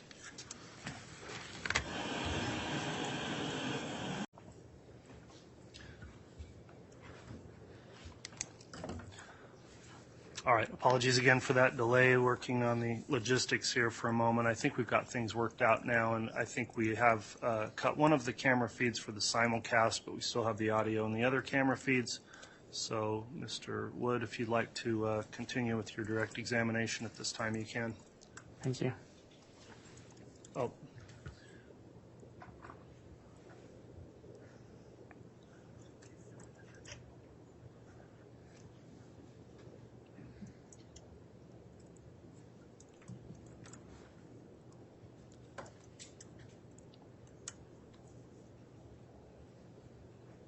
Okay, we're okay.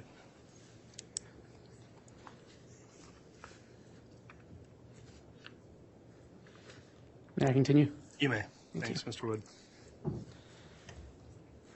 Doctor, what is in State's Exhibit 176B? This is the red body lock after it's been cut by our forensic team and removed. Okay.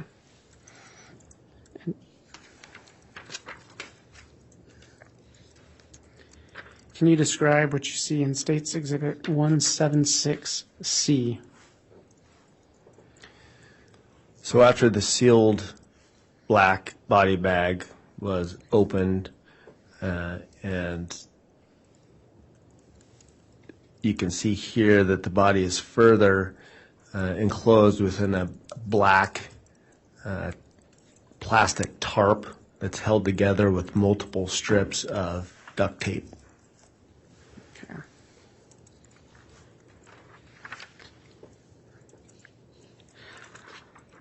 And when you reached that point in your autopsy, what did you do?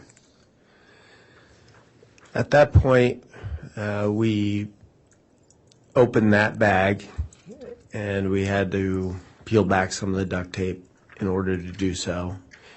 And then we handed over that black bag to law enforcement as evidence. Can you describe what you see in State's Exhibit 176D?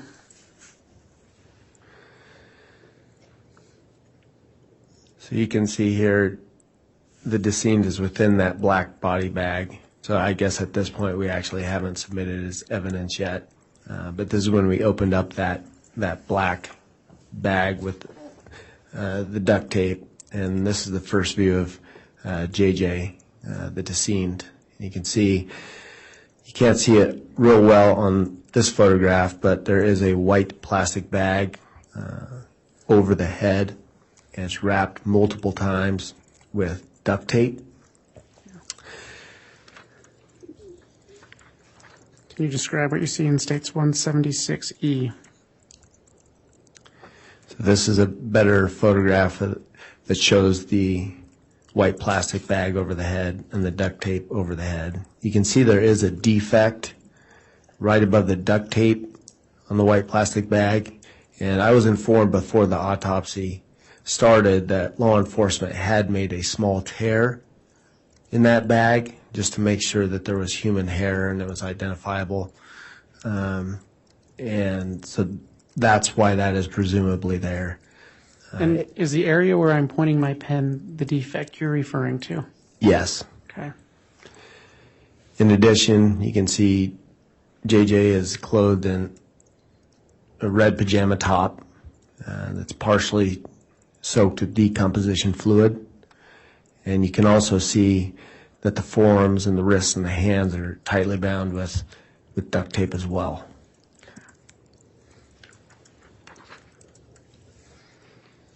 Can you describe what you witnessed in States Exhibit 176F?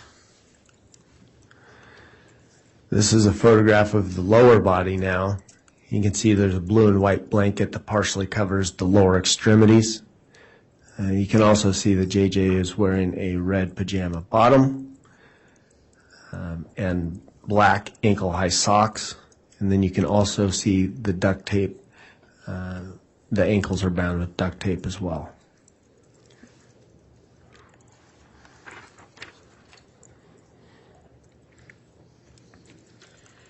Doctor, can you describe what you witnessed in States 176G?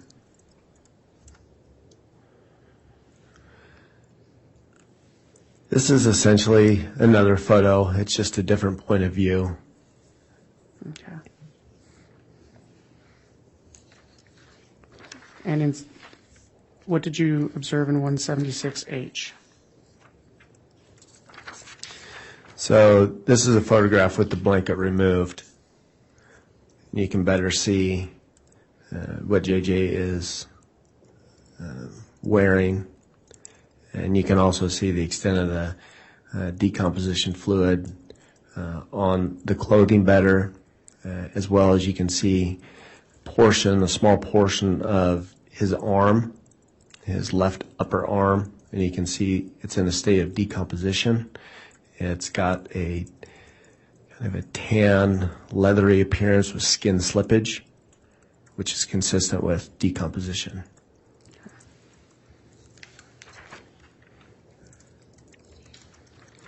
Can you describe what you witnessed in States Exhibit 176I? And this is simply a photograph of the lower half of the body with the blanket removed, just better showing the pajama pants that JJ was wearing. And in 176J? Again, the lower half with the blanket removed, you can see the ankles are bound with duct tape.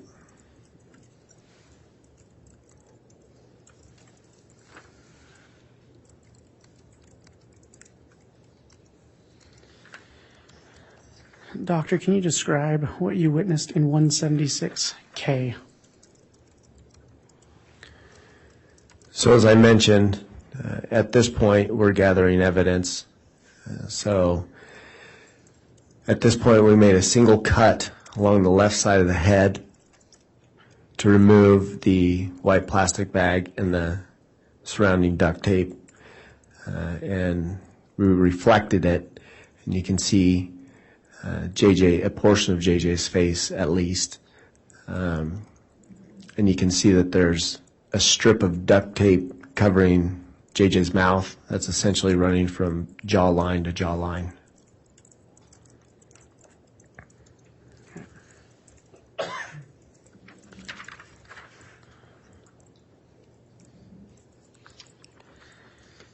Can you describe what's in States Exhibit 176L?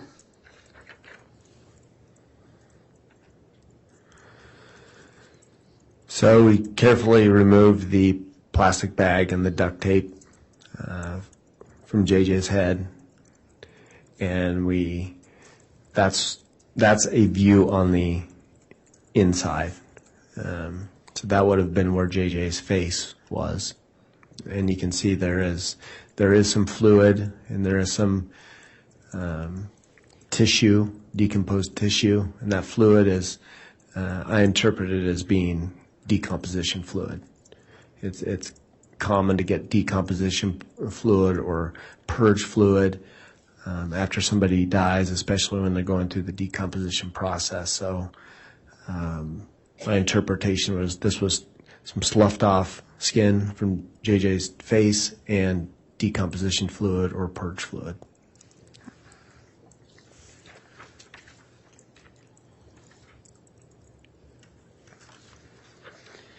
Can you describe what you witnessed in State's Exhibit 176M?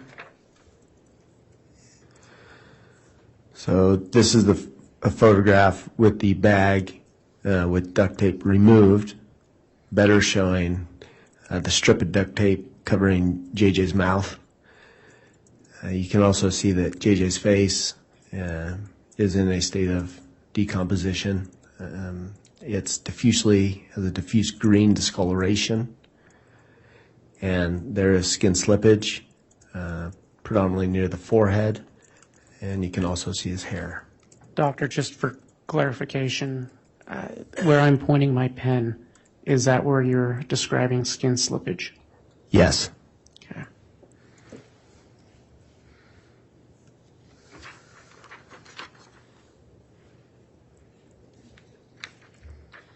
Can you describe what you observed in State's Exhibit 176N? So this is the strip of duct tape covering the decedent's mouth, and we submitted this to law enforcement as evidence. Okay.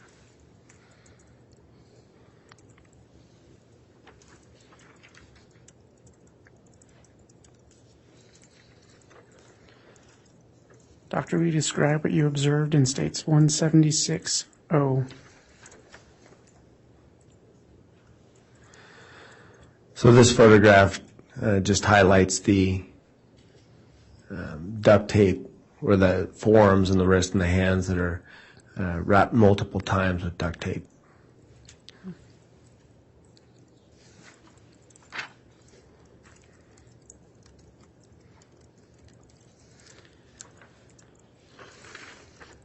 And can you describe what you observed in States 176Q? Yes, so I was within the bag and the duct tape over the head.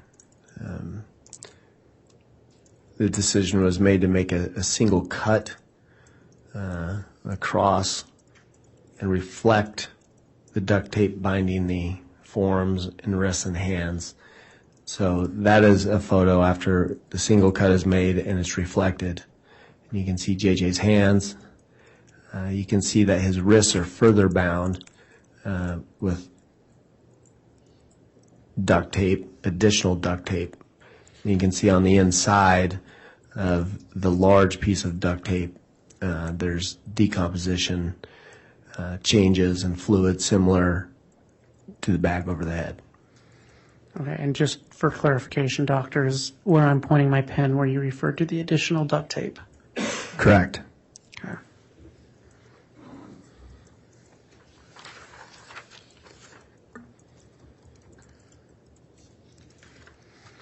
Can you describe what you observed in States 176R?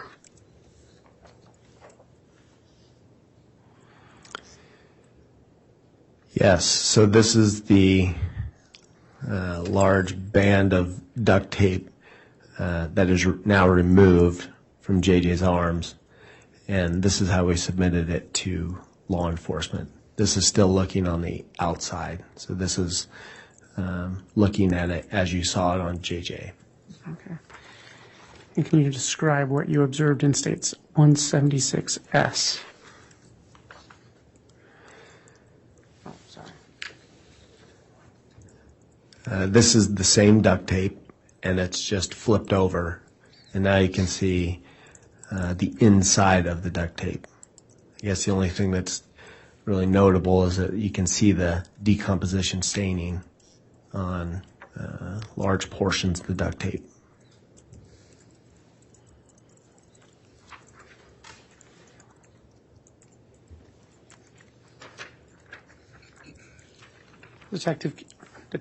Doctor, sorry. Can you describe what you observed in State's Exhibit 176P? This is simply a close-up picture of the duct tape around the wrists. Okay. And when you reviewed that, how specifically was that wrapped around the wrist? Right, so how was it wrapped around a wrist? So it appeared that it had been wrapped around one wrist, and then the other wrist had been laid on top of it, and then that was wrapped around the other wrist separately. So they weren't wrapped together per se, but more like one was wrapped, and then the other one was wrapped.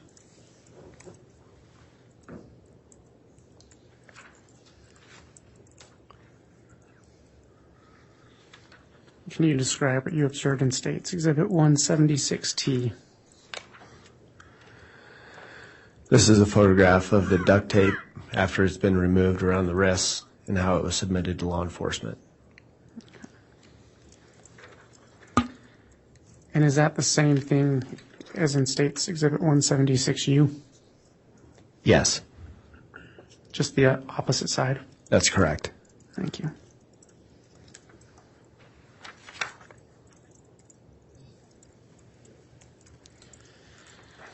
Can you describe what you saw in State's Exhibit 176V? So in addition to the red pajamas and the socks, JJ was wearing a diaper. This diaper, as you can see near the top of the photograph, it's still, you can see the white and the blue, the normal coloring of the diaper. In the mid portion, especially towards the bottom of the diaper, that's all decomposition fluid and probably decomposition sloughed off tissue. Okay.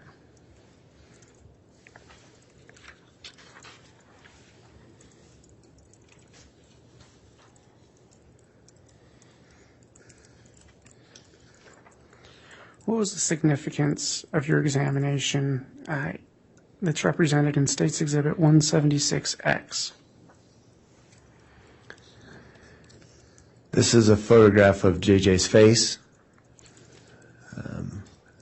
The importance of that is, one, we always get a photograph of the decedent's face, just as part of the normal process. Two, at the time, it did help us with a preliminary identification, visual identification, based on photos that I had seen and everyone else in the room had seen, that this did look like JJ. So it served that purpose as well.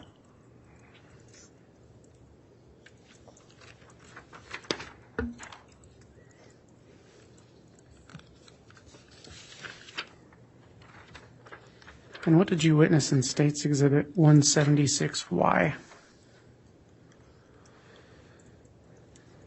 This is a photograph of JJ's upper body, including his face and his arms. This is to show the state of decomposition that he was in. As already noted, his face has a diffusely green discoloration. On his chest, abdomen, and upper arms, you can see that there's a green to tan skin discoloration, and there's fairly extensive skin slippage that's scattered on the chest, the abdomen, both upper arms, and you can see a little bit on the hands.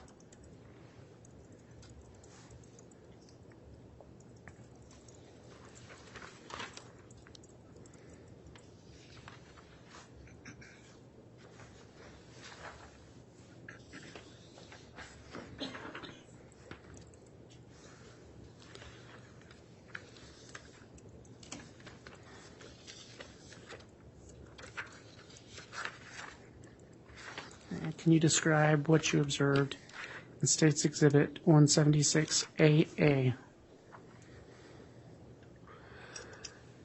This is a photograph of JJ's lower half, his legs and his feet, and has a very similar appearance to that of his chest and abdomen, in that there's a obvious discoloration, tan greenish discoloration, and there's scattered skin slippage on both thighs, knees, shins, and both feet.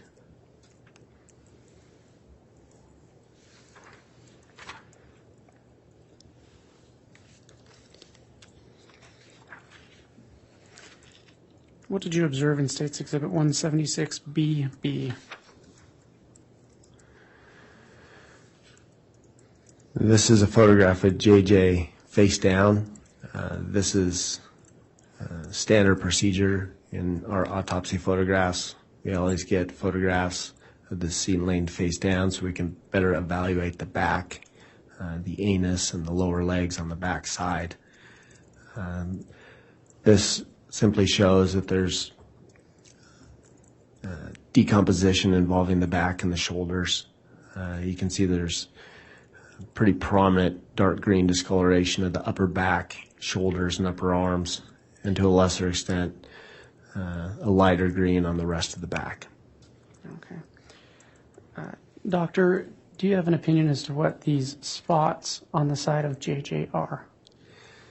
Yeah, so there were multiple white punctate spots that were on the torso on both sides, and those are essentially minerals or salt deposition, calcium and other minerals, and that can be part of the decomposition process.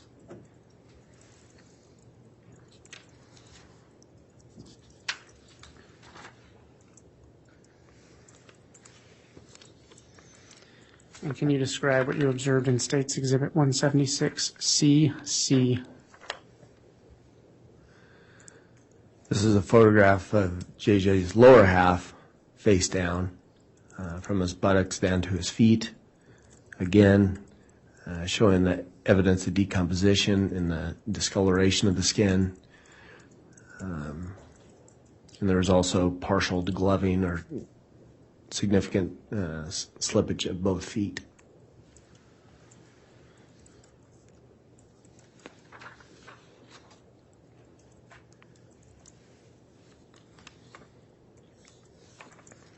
Can you describe what you observed in State's Exhibit 176DD?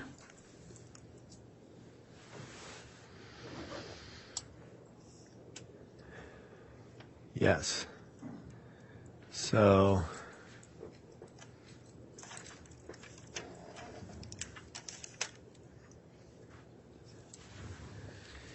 so this is a photograph of JJ's arm, and it's highlighted with the ruler. You can see there's some discoloration. As I mentioned before, with decomposition, you can get different types of colors. Some of them can mimic bruising. This one kind of jumped out as it looked more than a decomposition change. It looked more like bruising. It was dark red. So that's a photograph of that. So you believed at the time it was possibly bruising? Correct. Okay.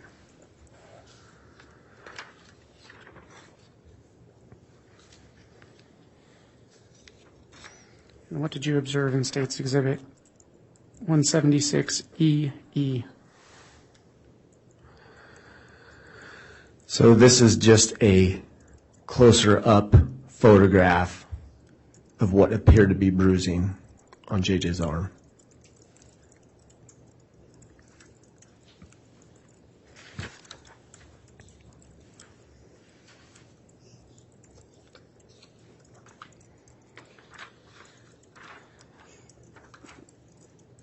And can you tell the jury what you observed and did in 176FF?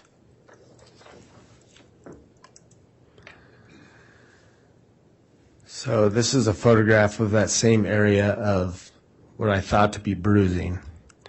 And oftentimes what I will do and what other forensic pathologists will do in cases where the body is decomposed is we'll make an incision into that bruise, and we'll look for hemorrhage in the subcutaneous tissue and the soft tissue. The idea being that if you do see actual hemorrhage in the subcutaneous and soft tissue, that it is true and true versus an artifact of decomposition. So you can see this is an incision. The forceps are holding it back or reflecting it, and you can see pretty obvious hemorrhage within the subcutaneous tissue and that yellow adipose tissue as well. Doctor, you may have already stated this, but what portion of his arm was this? So there were bruising on bilateral upper arms, and they were symmetric. So this was on the right arm. Okay. And when you talked about the hemorrhaging, just to clarify, where I'm pointing my pen now, is that the hemorrhaging you were speaking of? Yes. Okay.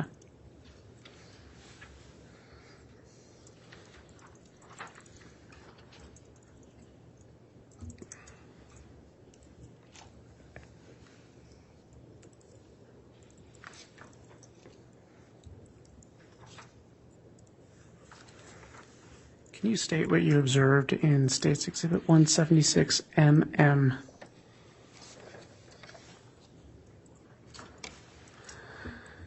So this is a photograph of JJ's neck, the left side of his neck. And you can see, if I can orient you a little better, so at the top you can see hair. So that would be hair on the left side of JJ's head. And then this is a photograph of the left side of his neck. So there's a couple things you can see. One, you can see a slight or faint impression of where the duct tape was around the neck. And it's fairly well delineated. And then in addition, you can see multiple brown to light brown abrasions, some with a small amount of red hemorrhage that are scattered on the left side of the neck and on the left angle of the jaw. Doctor, I'm going to ask you to pause real quick. I just realized I put this on the Elmo at my angle. Is it better seen at that angle? Yes. Okay, I apologize. So to orient you now, so JJ's eyes and his nose and his head would be, it's out of view, but it would be on the top part of this photograph. His body would be on the bottom half of this photograph. And this is a photograph of the left side of his neck.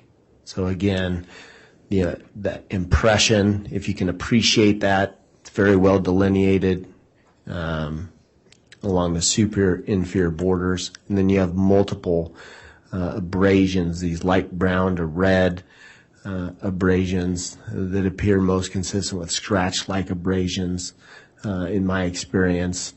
Some with hemorrhage that are on the left side of the neck and the left angle of the jaw. Doctor, just for clarification, where we aren't able to use a pointer here, when you mentioned the impression, is this what you're referring to? Yes. Okay.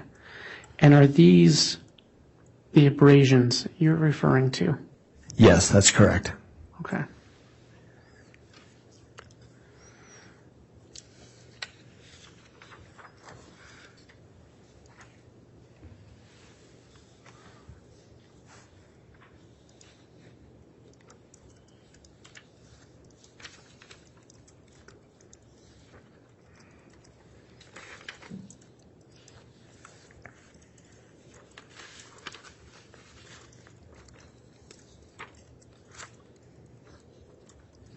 Doctor, can you point out what you observed in State's Exhibit 176II?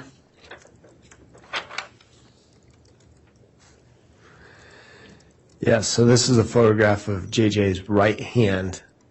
As mentioned earlier, there was partial degloving, which essentially means there's a significant amount of skin slippage on the hands.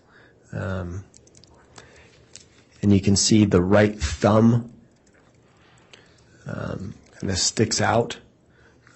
All the other fingernails had a very similar appearance, pretty unremarkable. The right fingernail, or subungual tissue underneath the fingernail, there's this bright red bruising.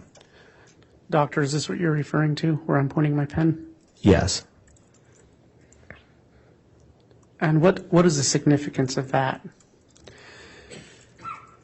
It essentially means that there's been trauma to that area, and blood vessels have been broken, and it essentially has caused a bruise. Okay.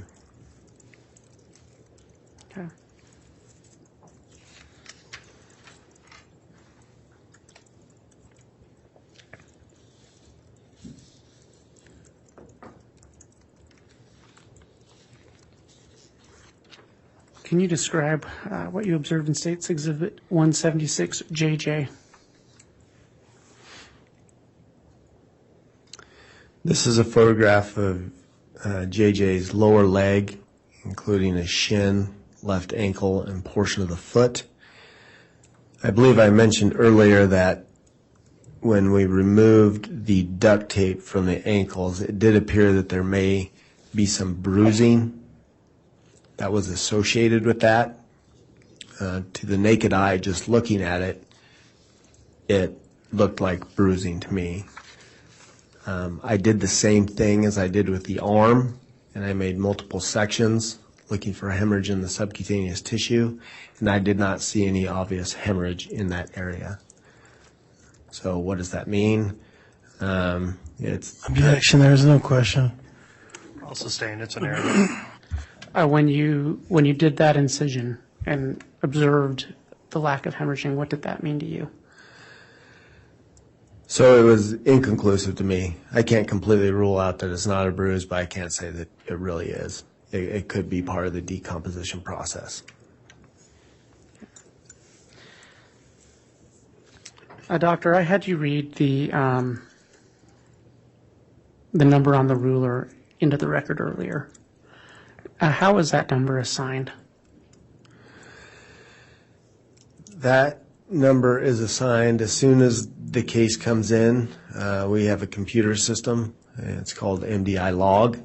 And in order to enter all the data into our data system, you have to have a number. So this is the number that got assigned to this particular case. Does that aid your lab and office in tracking the specific evidence? Yes, it does. Okay.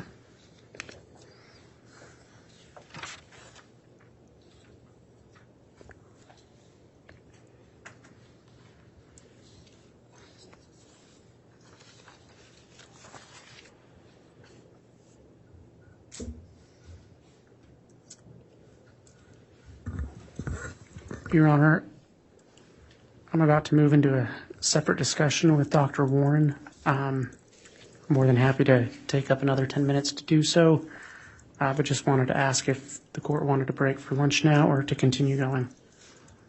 Are you through those exhibits at this time, Mr. Wood? Yes. Okay, I would suggest let's keep going for a few more minutes. If you want to go into a new topic, we'll take a moment and reconvert things to the way they were in terms of the monitors in the case.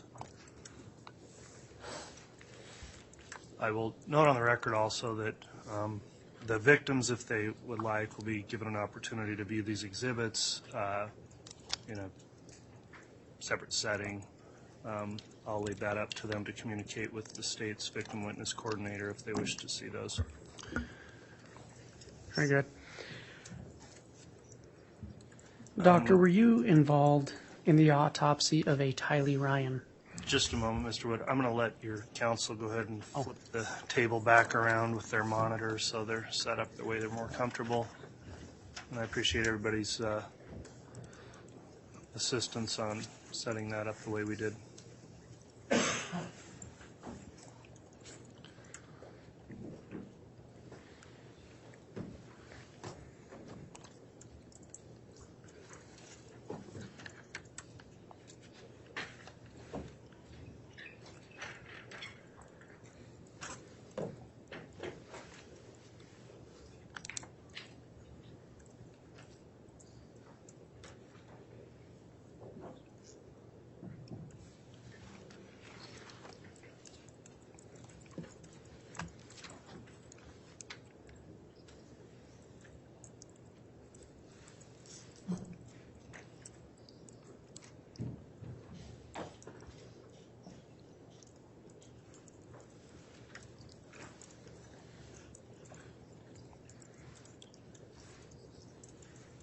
All right, Mr. Wood, you can continue.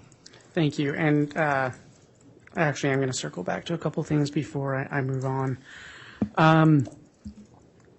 Doctor, in regards to the bruising you found on JJ's arms, are you able to make any type of determination if that is pre or post mortem? Based on my findings, I believe the bruising in the arms is ante-mortem. When you say ante-mortem, is that before? Yes, before death. Okay. And what leads you to believe that? Well, essentially, because, well, one, they looked like bruises when you just looked at them. And then two, when I made the incisions and there was hemorrhage in the soft tissues and subcutaneous tissue, it definitely suggests that it was ante-mortem. When somebody dies, there's no longer circulation. So if, for instance, somebody's picked up after they're dead by the arms, you wouldn't expect bruising, especially in this subcutaneous tissue like you saw in that case, in this case. And then in the area of the neck where you described the abrasions, I believe, could those abrasions just be decomposition? I don't believe so. The reason being is they look like abrasions. They oftentimes abrasions that are post-mortem take on a certain look to them. They will have a yellow appearance. They'll have a very waxy appearance to them. They're very firm, and there's rarely, or if ever, any hemorrhage associated with them. The abrasions on the neck in this particular case, on JJ's neck, they had more of a tan brown to red appearance, and there was hemorrhage associated with them. So that makes me believe that those are also ante-mortem as well. Okay, thank you.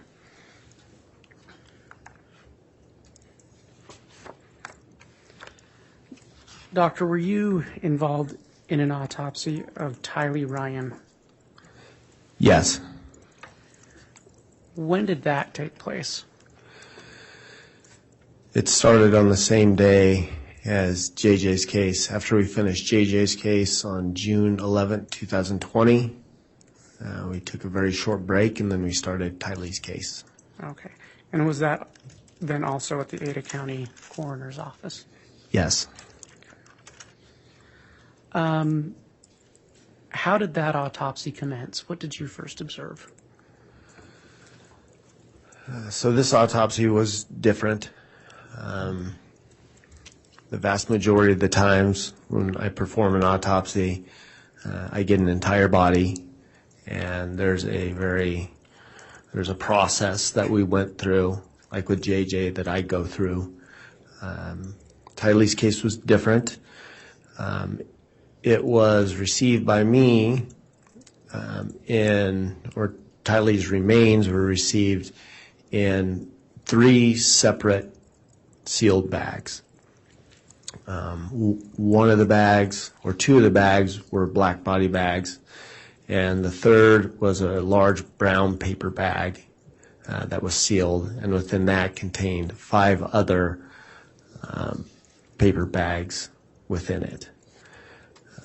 So I received Tylee's remains in multiple different bags.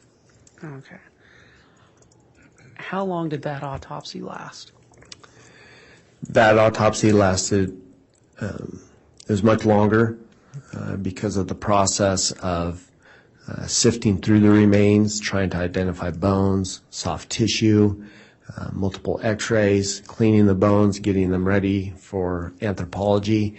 It took on the order of several days, but probably about a week. Okay.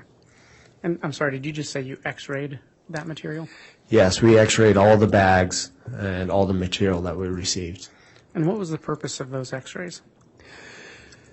You do that in order, you're looking for, one, what kind of possible remains you have, how many bones can you see in the x-rays. So what are we kind of looking at as far as how much did we receive? You're also looking for foreign objects. Most importantly, you're looking for projectiles such as a bullet. In this case, we had to keep an open mind. We were looking for anything, bullets. Is there any portion of a knife? Is there any other foreign debris that can be found on x-rays that we could collect as evidence? Okay, and did you find anything with those x-rays? There were no projectiles. There were no portions or pieces of weapons. Essentially what we saw was collections of bones, in most of them, along with other debris. You could see there's a lot of mud, a lot of dirt that came up on the x-rays as well. Okay. Based on the remains you received, were you able to do any types of toxicology? Yes. How were you able to do that? So in this case, with the remains, there was no blood to send, there was no urine, no vitreous fluid. So one sample that can be used for toxicology is skeletal muscle. And in this particular case, there were large pieces of identifiable skeletal muscle. So I cut into the skeletal muscle and I got the best tissue that I could, and then we send that for toxicology. And did you receive reports of that toxicology? Yes. What were the results of that? So I believe it came back positive for ibuprofen. It came back for a common decompositional product that we see in most cases of decomposition. It came back with a carbon monoxide level, a carboxyhemoglobin saturation level, and also a carboxyhemoglobin saturation level, and also iron. So just to explain the iron, carboxyhemoglobin, those. So any kind of fire death. In this case, we knew we were dealing with burnt remains. We tested for carboxyhemoglobin. So carboxyhemoglobin or carbon monoxide in fire is often released along with multiple other gases. And if that is breathed in and the person is alive, then you'll get a high carboxyhemoglobin saturation level. So that's why we even did that test. In this particular case, the carbon monoxide level came back extremely low, meaning that there's no evidence to support that Tylee was alive when she was burned. Skeletal muscle is not the best sample to test for that. Blood is. but skeletal could give you an idea. Okay. Were you able to find and identify any organs? Yes. What did you find? So, amongst the debris of the dismembered body, we were able to find, I was able to find the heart. I was able to find, and it was actually connected still to the right and the left lung. I was able to find one kidney. I was able to find a few small segments of bowel. I was able to find portions of a liver, and also there were very small fragments of brain matter. Now, with that being said, this was not like in J.J.'s where the organs were very still intact and easily identifiable. These organs had severe decomposition. They had significant burning artifact. They were charred. They were shrunken. But those were the organs that I found. And presumably the rest of the organs either burned away or just were never found. Okay. And were you able to identify specific bones? Yes. Can you just give a brief summary of some of the bones you were able to identify? Yes. So in one of the large bags, there was essentially the pelvis with portions of the, at least first portion of the femur that were attached to them. So your right pelvis, left pelvis, sacrum, and then portions, small portions of the femur. In one of the other large bags, we were able to find portions of the skull, including the superior portion of the orbit, where the eyeball would be, other fragments of the skull, fragments of the mandible and maxilla, with some teeth still intact.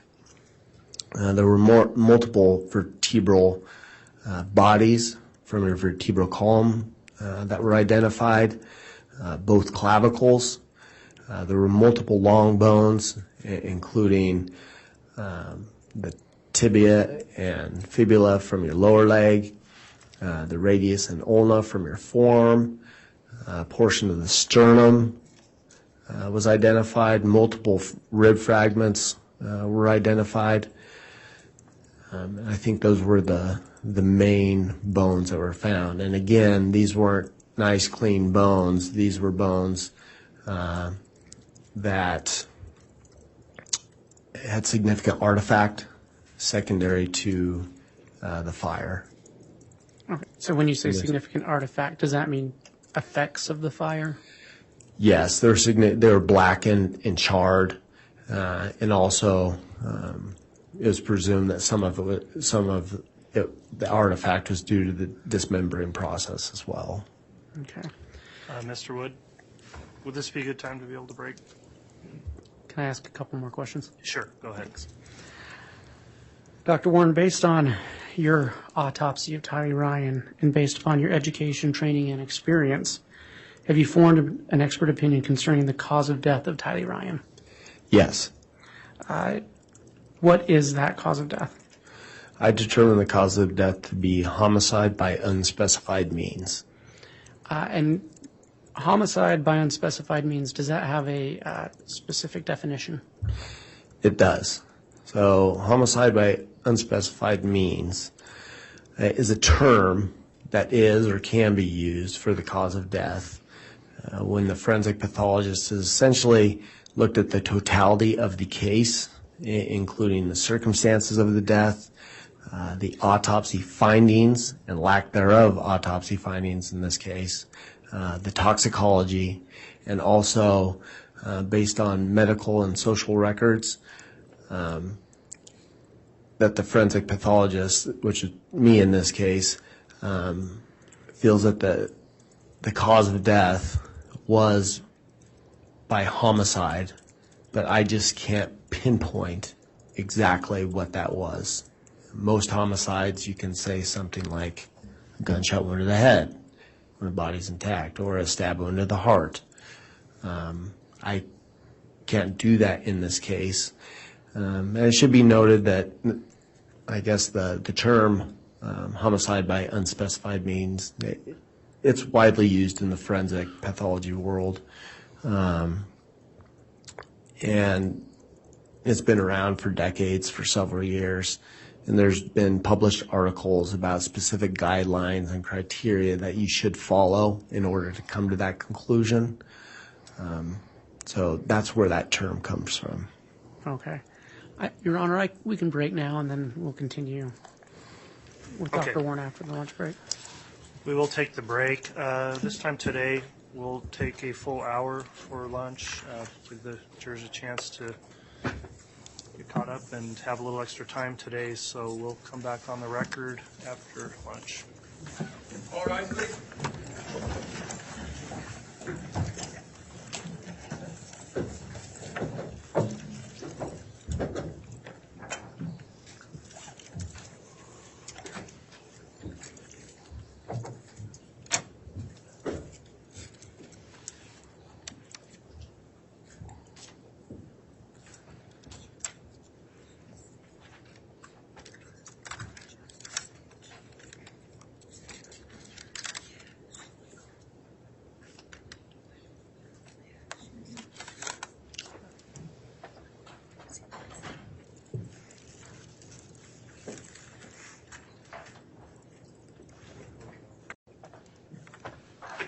Thank you. Please be seated.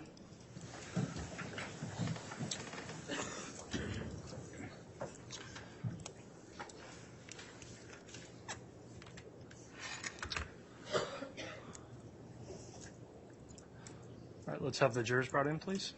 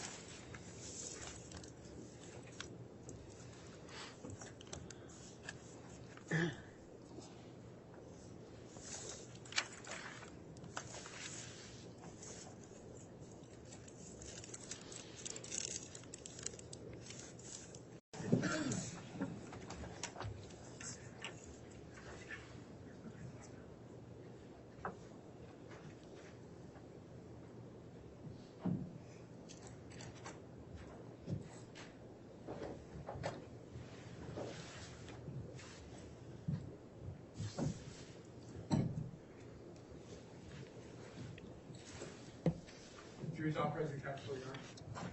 Thank you. Please be seated.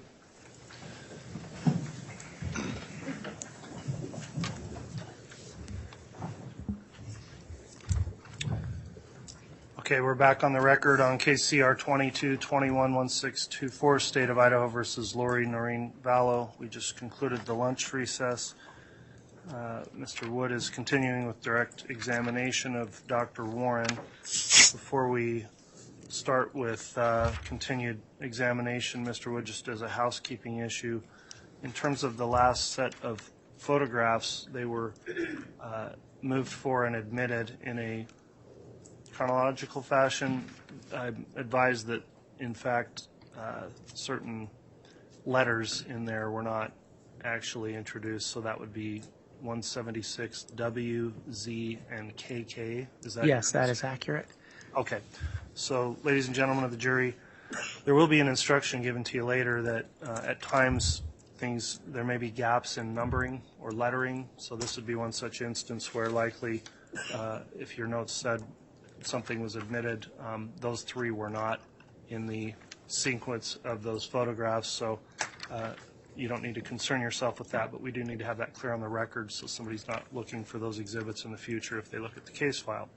So with that Noted. Mr. Wood, if you'd like to continue at this time with direct examination, you may. The court would note all parties are present and the defendant as well, and you can continue to question your witness.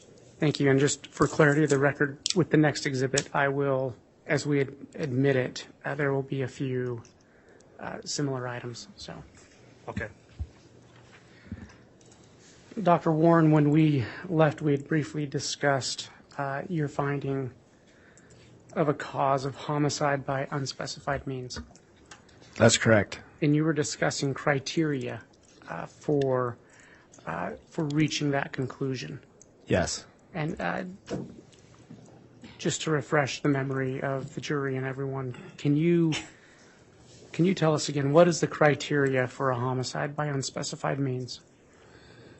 Yes. So I already discussed that this term is used or sometimes used as a cause of death. So that there are specific guidelines and criteria that are used dealing with this cause of death. One, it has to be objectively suspicious circumstances. And examples used for the guidelines are dismembered body, body is burned, body is buried out of sight, and there's some other ones as well, but this case clearly fits number one. Number two would be no findings at autopsy to explain the death. So it gives a couple examples. One is if you have a full body that's intact and you do an autopsy and there's no other cause of death to explain it based on your autopsy. Another example would be that there's not enough of the body present to determine the cause of death by way of autopsy. So that, in this particular case, that would fit number two. Number three would be toxicology. There's no toxicology. That would explain the decedent's death. In this case, the toxicology, I found no drugs or substances that would explain the decedent's death. Number four is more on the social / history, including medical records. There's not another reasonable explanation based on medical records, social records, why somebody should be or could be dead. So in this particular case, I felt like this met all the criteria, and that's why I called it as such. Again, it's homicide by unspecified means, meaning I believe, based on everything, that all the circumstances, autopsy, toxicology, all the supporting documents, that this is a homicide. I just can't tell you exactly why. I can't pinpoint it. Doctor, did you review Tylee Ryan's medical records? I did. And in reviewing, what did you find in her medical records in terms of prior illnesses or sicknesses? So based on the medical records that were available to me, Tylee was documented to have anxiety with panic attacks. She was documented to have ovarian cysts that sometimes caused her pain. She was documented to have pancreatitis or recurrent pancreatitis. In her case, her pancreatitis often flared up when she took antibiotics, but there was, I believe that in the medical records too, there's mention of an possible autoimmune reason for pancreatitis. There's a wide variety of reasons to have pancreatitis. And then also she's known to have mesenteric adenitis, which would also cause her abdominal pain. So mesenteric adenitis is essentially your loops of bowel are held together with adipose tissue. And within that adipose tissue, there's numerous lymph nodes. So typically during a viral infection, your lymph nodes will get inflamed, they'll become enlarged, it'll cause pain. It's usually self-limited. And I believe those were, at least based on the medical records that I reviewed, that was part of her medical history. Okay, and is there anything in her medical history that would provide a reasonable explanation for her death? No, not in my opinion.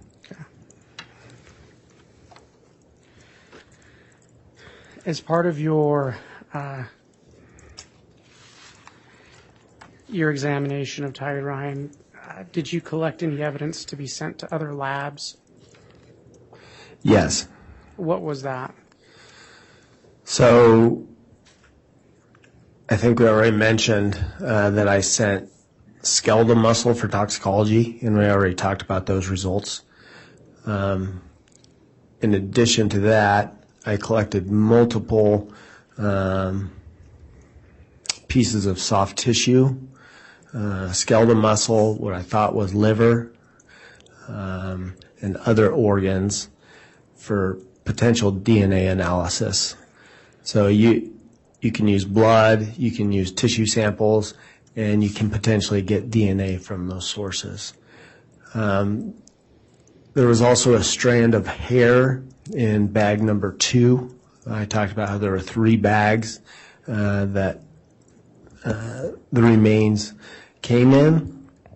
In bag number 2 of 3, there was a single strand of hair, so we submitted that to law enforcement.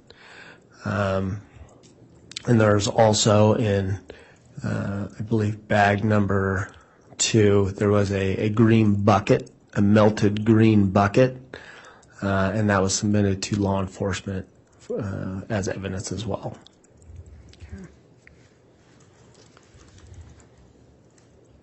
Dr. Warren, did you, as part of this autopsy, were photographs taken? Yes.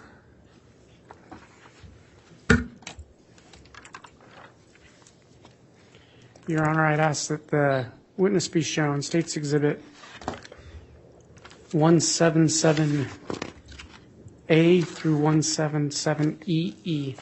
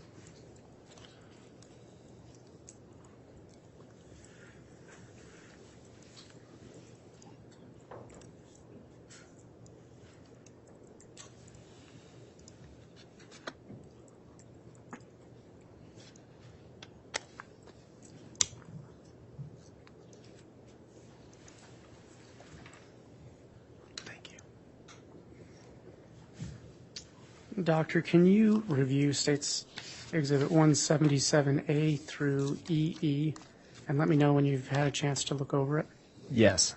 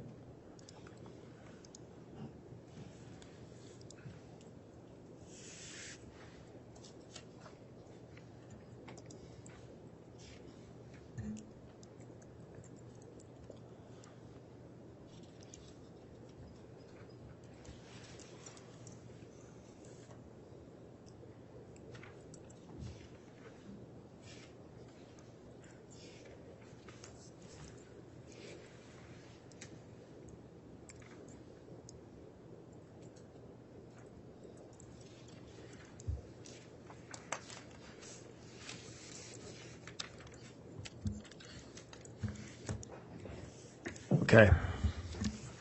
Do you recognize States Exhibits 177A through EE? Yes. What are they? These are photographs taken at the time of the autopsy by our office. Okay. And you were present during that autopsy? Yes. And were some of those photographs even taken under your supervision? Yes. Okay. And do you recognize those photographs as true and accurate representations of what you witnessed that day? Yes. Your Honor, I'd move for admission of States Exhibits 177A through EE into evidence. Any objection from the defense? Yes, Your Honor, we would object that under Rule 403, these are more prejudicial than probative. All right, thank you, Mr. Thomas. I've considered that objection.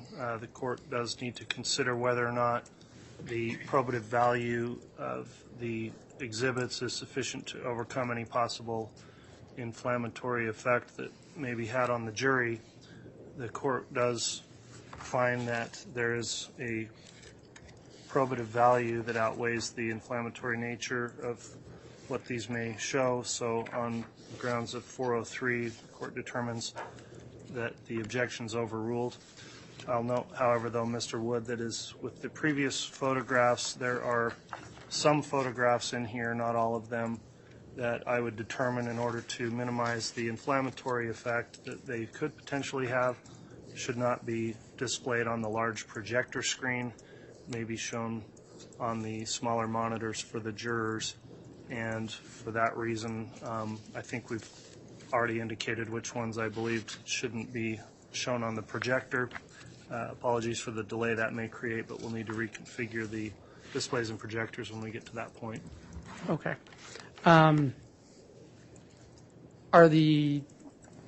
Is that exhibit admitted? It is. Okay. Your Honor, and just for clarity, for the record, if I may now list, there's a few numbers that are not in there. Okay, so we went A through EE, which I presume is A through Z, then starting with double A through double E. Yes. And what is not included in that exhibit? There is no 177L, 177N, as in November, 177R, 177U, 177W, and 177Y. Okay. And again, ladies and gentlemen of the jury, don't be concerned necessarily with numbers or lettering. Once you get exhibits, you'll be just instructed to consider all the evidence. So with that, Mr. Wood, you can continue. Thank you. Your Honor, your clerk did, I think, briefly show us the exhibits you did not want shown on the large screen. I'm wondering if I could get a copy of that so I don't inadvertently. Okay, the list I've got is D through H of 177 is the first set. If you're going sequentially through or alphabetically through the listing. We will be. Okay.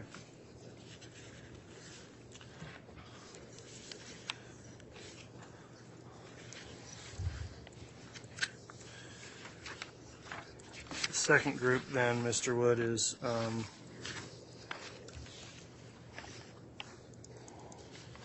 believe it's O through CC.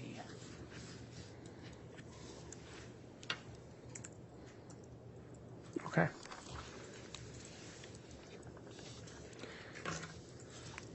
May I begin to publish and then we'll. Yes. Thank you.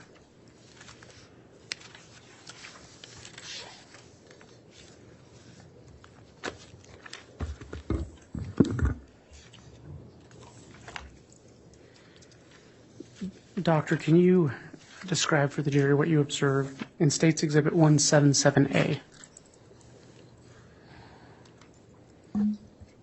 Yes, as I mentioned, the remains came in 3 separate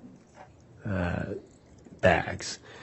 So this is labeled 1 of 3, and you can see there's a red seal through the zippers of the bag. again, the seal is to preserve evidence. And was there a number assigned to Tylee Ryan's case for autopsy for your lab? Yes. Same with JJ. There's a ruler with the case number 200611-61, and this is the number that was assigned to Tylee's case. And can you describe what's in State's Exhibit B? This is simply a close-up of the seal with number 506600, showing that it's intact. Okay. Can you describe what you observed in State's Exhibit 177C? So after we broke the seal and opened the bag, within the body bag, there were large clumps of soft tissue and bone and dirt, and there were also 2 brown paper bags. You can see one of them is labeled with burial site ? And the other bag was unlabeled.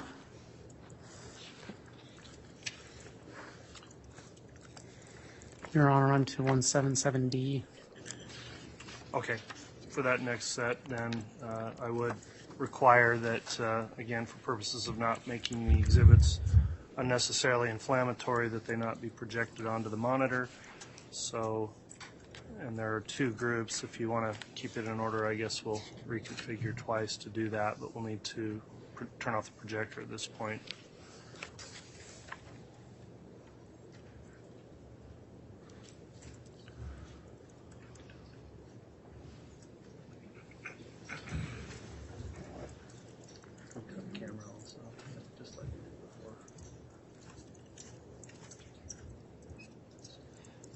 That's what I was going to have, yeah.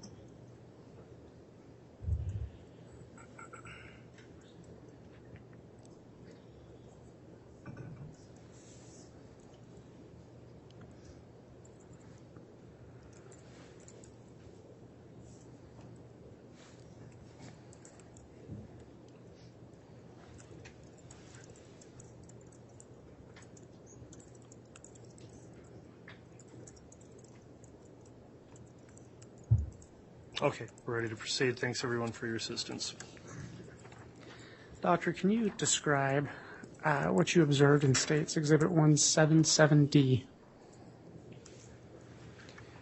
Yes, so we're still on bag 1 of 3. The previous photo showed you the 2 brown paper bags. The rest of what was in the bag is what you see. It's essentially charred remains of clumps of mud and dirt, soft tissue, and bone.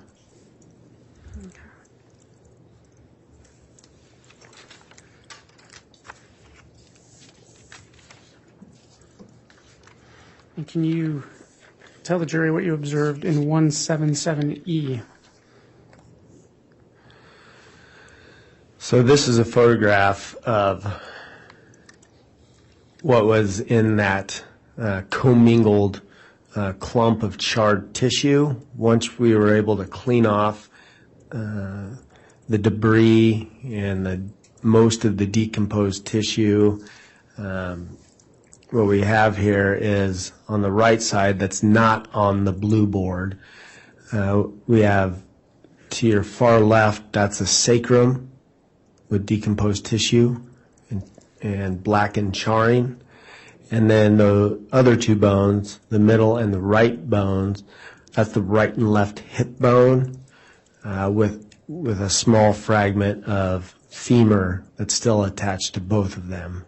And you can still see there is blackened, charred appearance to portions of the bone, and there still is some decomposed tissue that's adherent to the bone.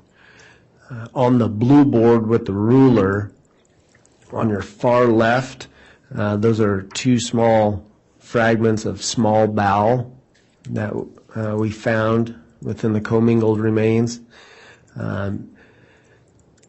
Next in line, directly above the sticker that says bag 1 of 3, those are vertebral bodies from the vertebral column.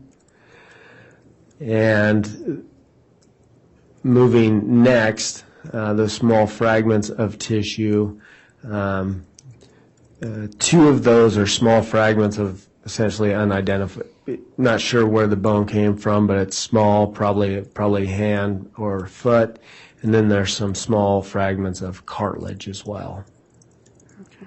So that was essentially, this is the cleaned up version of what you just saw in the previous photo.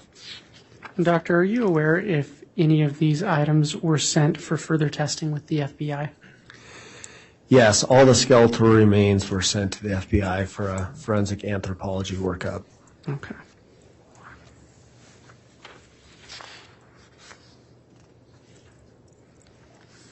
And can you explain what you observed in State's Exhibit 177F? So this is still bag 1 of 3. This is on your left, right above the ruler with the sticker bag 1 of 3. That was what was determined to be, to the best of my ability, charred and decomposed soft tissue. On the right, the blackened chunks of tissue, chunks of material, that was determined to be, those were charred clumps of mud, just ash and rock.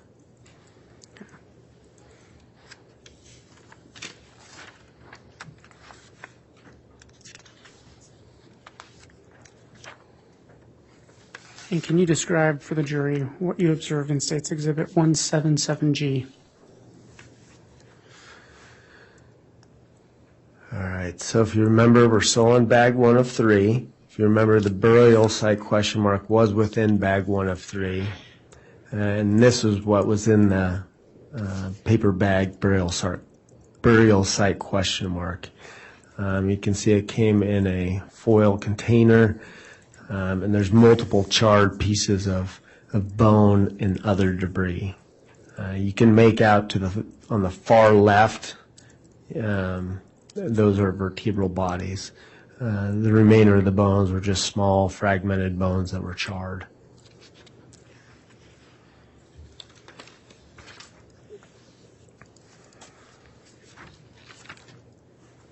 And can you state what you observed, or tell the jury what you observed in State's Exhibit 177H?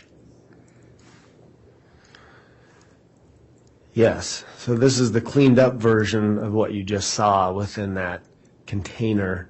On the far left are 2 vertebral columns, vertebral bodies that are charred and partially burned away. In the middle, there's those 3 fragments of small bones that have some thermal artifact as well. In the bottom right, that black material, that was determined to be more just charred ash, dirt, twigs, and rock. And then up in the upper right, those are just small fragments of unidentified bone that were charred.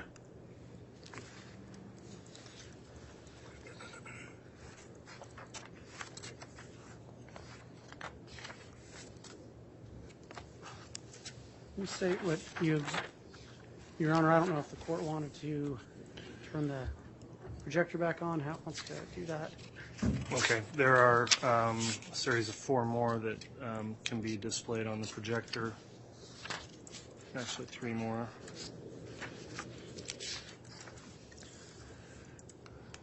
It might be... Mr. Wood, why don't you just keep going, since there's only actually 2 or 3 more that I think shouldn't be on the projector, and then once we get through the rest of that other set, we'll convert things back to normal. Very well, thank you. Thank you. Can you state for the jury what you observed in State's Exhibit 177K? Yes. So as I mentioned, 3 bags were received. We just went over bag 1 of 3 and the contents of bag 1 of 3, and now we're moving on to the second bag, bag 2 of 3. Okay.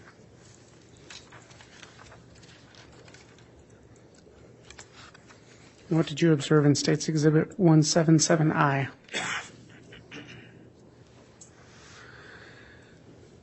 This is just another photograph of how the body bag was received. Body bag 2 of 3 is a suspected female. And 177J? That is the body lock with seal number 506564, just showing that it's intact.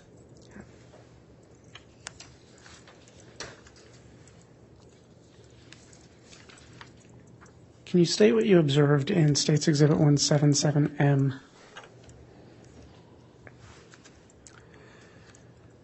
So this is once we broke the seal, opened the bag, and this is looking at one portion of what we saw within bag 2 of 3. And you can see there are just large masses and large clumps of, at this point it's hard to tell, but you can tell that there is clumps of tissue. You can feel the bone. You can also see, if you can see some green, I'm not sure if you're aware, if you can see that, but on the largest mass of commingled tissue, there's some green discoloration, and that was the green melted bucket that I was talking about. And just for clarity, Doctor, where I'm pointing my pen, is that part of what you're referencing? Yes. And is this part of what you're referencing? Yes. Okay.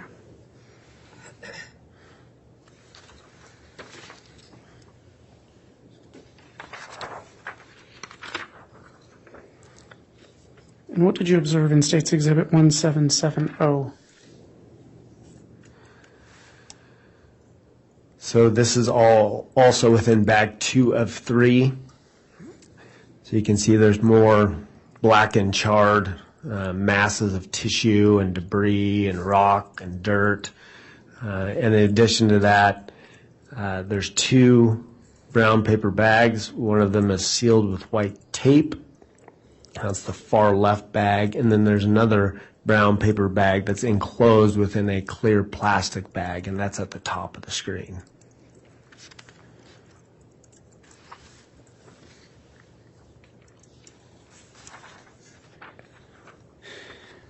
And what did you observe in State's Exhibit 177P?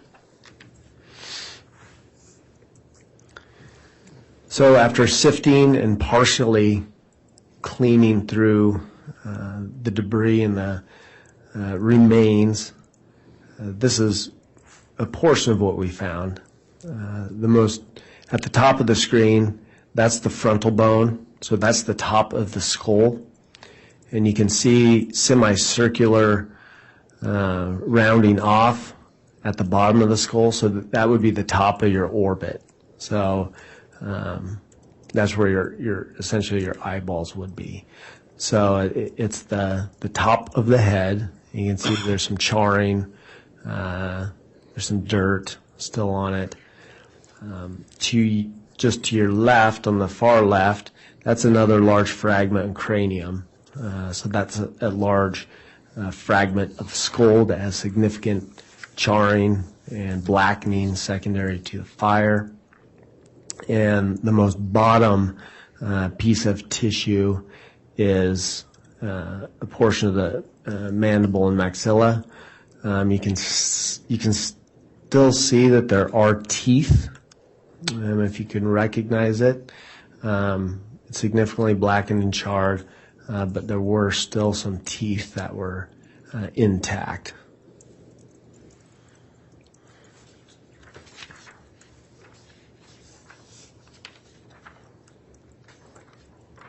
And can you tell the jury what you observed in 177Q? So as we mentioned before, there were some organs that were identified within that the remains. So this is the heart right in the middle, and then on both sides of the heart are the right and left lung. So they're still attached to one another. You can see the great vessels. They look like straws kind of coming out. So those are some of the great vessels that come off the aorta. And now this is not what a normal heart and lung looks like, just so you know. This is significantly shrunken. The heart and the lungs are both significantly shrunken. They're disrupted, they're charred, they're burned, they're falling apart. And so that was what was found, at least part of the organs that were found.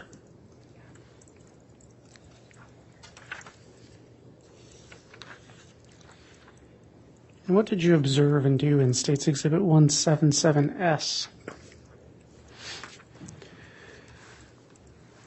So again, this is just a little different view. Although the tissue, the organs are significantly obscured due to thermal injury and decomposition, you still do your best to try to rule out any kind of disease process or any kind of injury. So right there in the middle, the largest piece, that is the heart. You can see there's significant charring, there's decomposition, it's kind of falling apart. And then on the right side, that's the right lung that's been sectioned serially. And on the left side, that's the left lung that's been sectioned serially. So again, the lungs are significantly shrunken. The outsides are blackened and charred. And there's thermal artifact within the middle of the organs. Basically, your lung is typically nice and soft. It had become to the point where it was like a very hard sponge.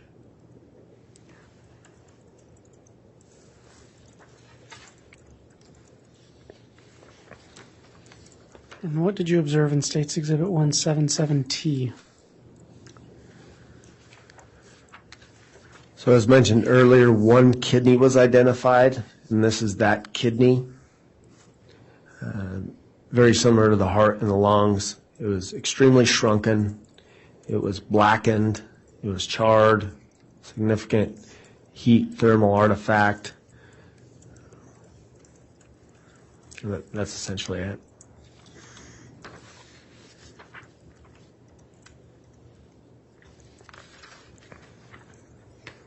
And can you describe what you observed in State's Exhibit 177V?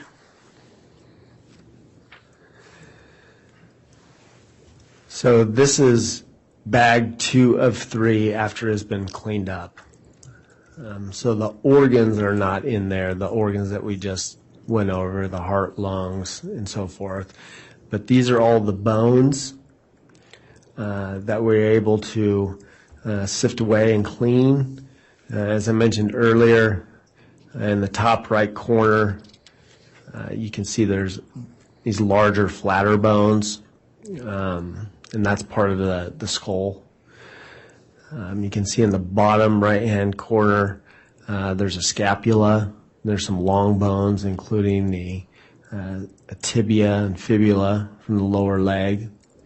Some of the bones in the middle, right below one of the large skull fragments, there's multiple rib fragments.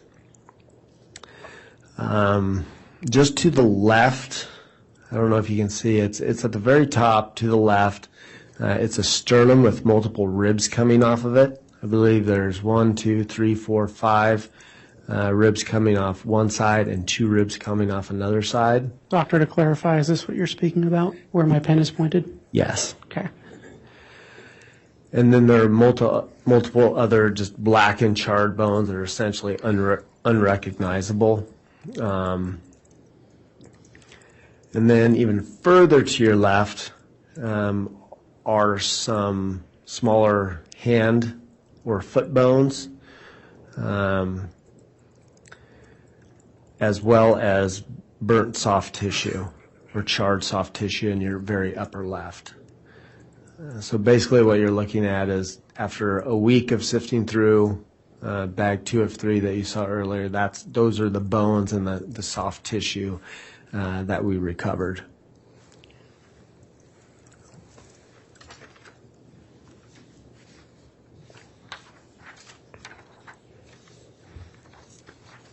Can you describe what you observed in State's Exhibit 177X?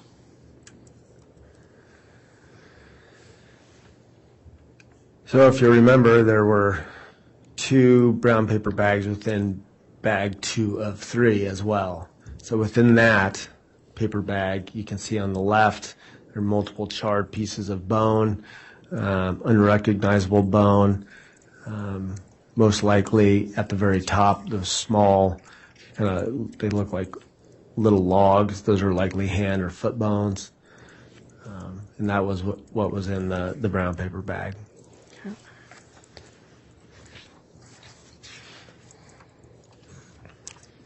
Doctor, can you describe State's Exhibit 177Z?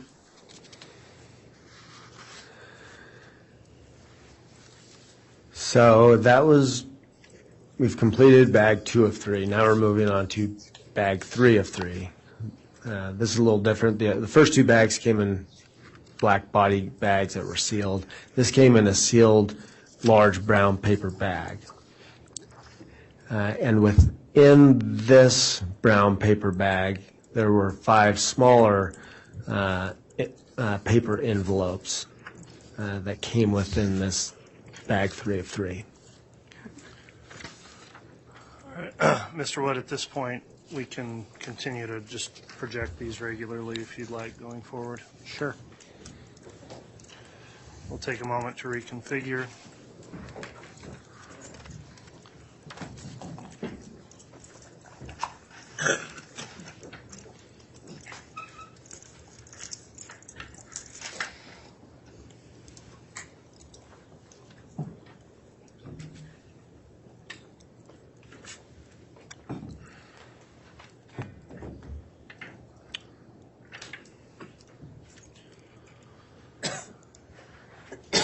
While we're doing that, I'll again mention that the victims will have an opportunity, if they wish to view the photographic evidence, I'll allow the state to submit a request and we'll arrange for that.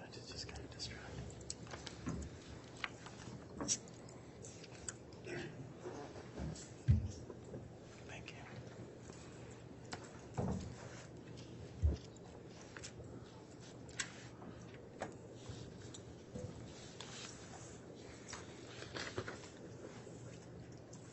Doctor, can you describe what's in State's Exhibit 177AA?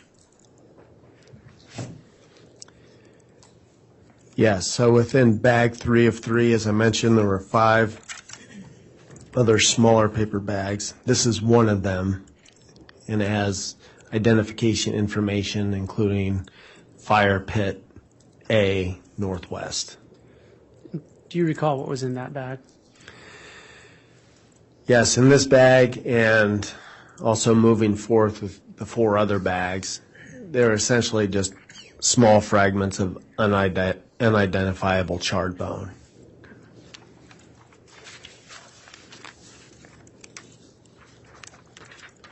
You identify State's Exhibit 177BB. So this was a second bag that was received within bag 3 of 3. It's sealed and labeled with identification information, including fire pit B. Okay, and what was in, you may have already stated it, but just for purposes of clarity for the record, what was in this bag? So there were small fragments of charred, unrecognizable bone.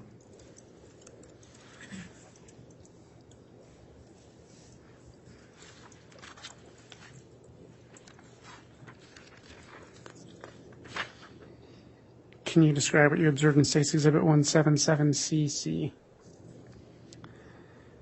Yes, so this is a third bag within bag 3 of 3, again with identification information. I think the description was suspected bone fragment. Okay. And do you recall what was in it?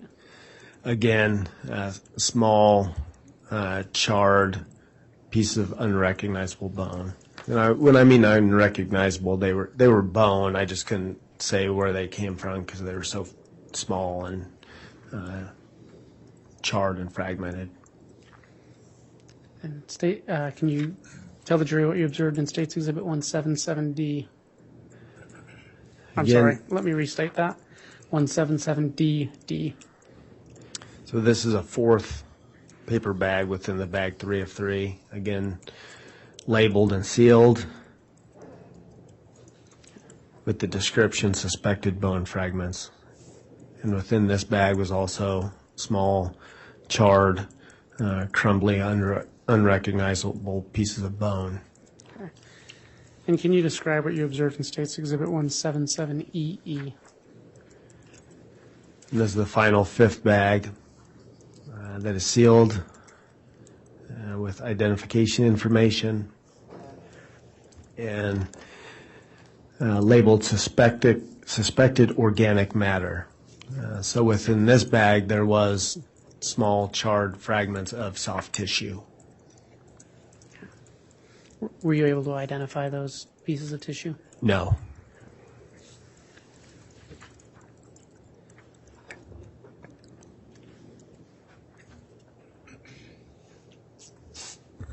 Just one moment, Your Honor.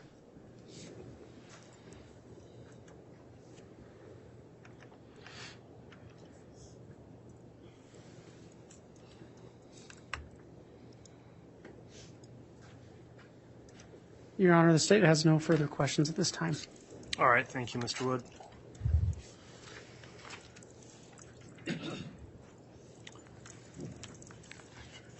Who will be conducting cross? I will, Judge. All right, Mr. Thomas, you can commence with your cross-examination.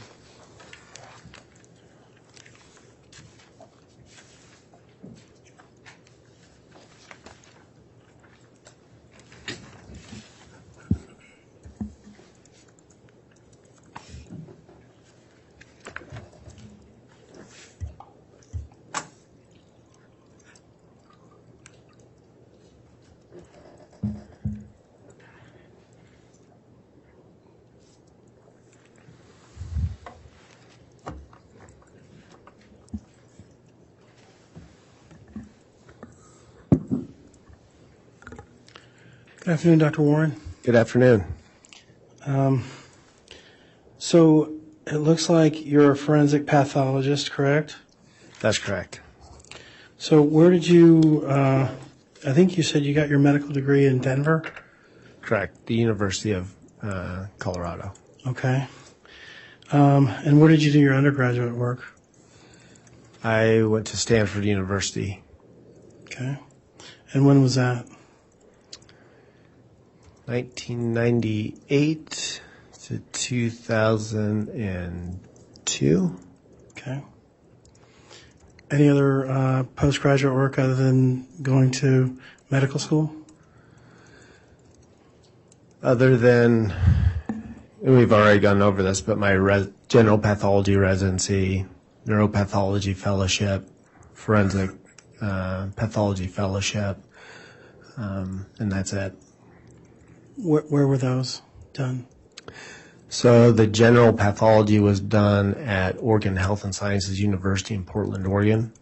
The neuropathology fellowship was at the same place. I just stayed there for another 2 years.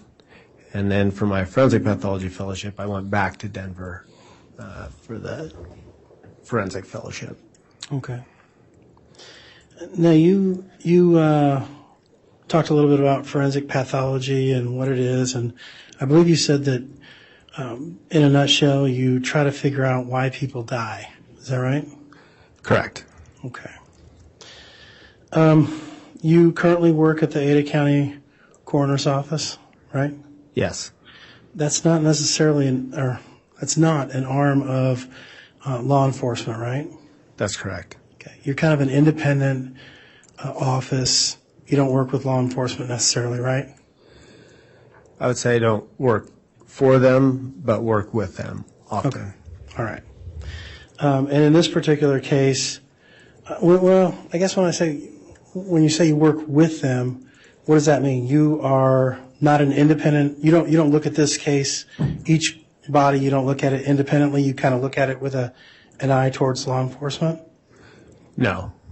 So we're our own independent agency, the Ada County Coroner's Office. We perform our own death investigation independent of other agencies. But in case of suspicious cases, homicide cases, we obviously rely upon information. You can't do an autopsy in a black box, right? You can't do it in a basement with no information. So we often rely upon information from law enforcement to help us determine the cause and manner of death. Okay. And so you say you do somewhere between 200 and 250 autopsies a year? Correct. And about 20 of those or 10% of those are homicide or some sort of suspicious circumstances? Yes. All right. And the state said that the prosecutor said that you have some sort of a contract with Fremont and Madison County. Is that right? That's correct. And you are to determine the cause of death, and they are to determine the manner of death.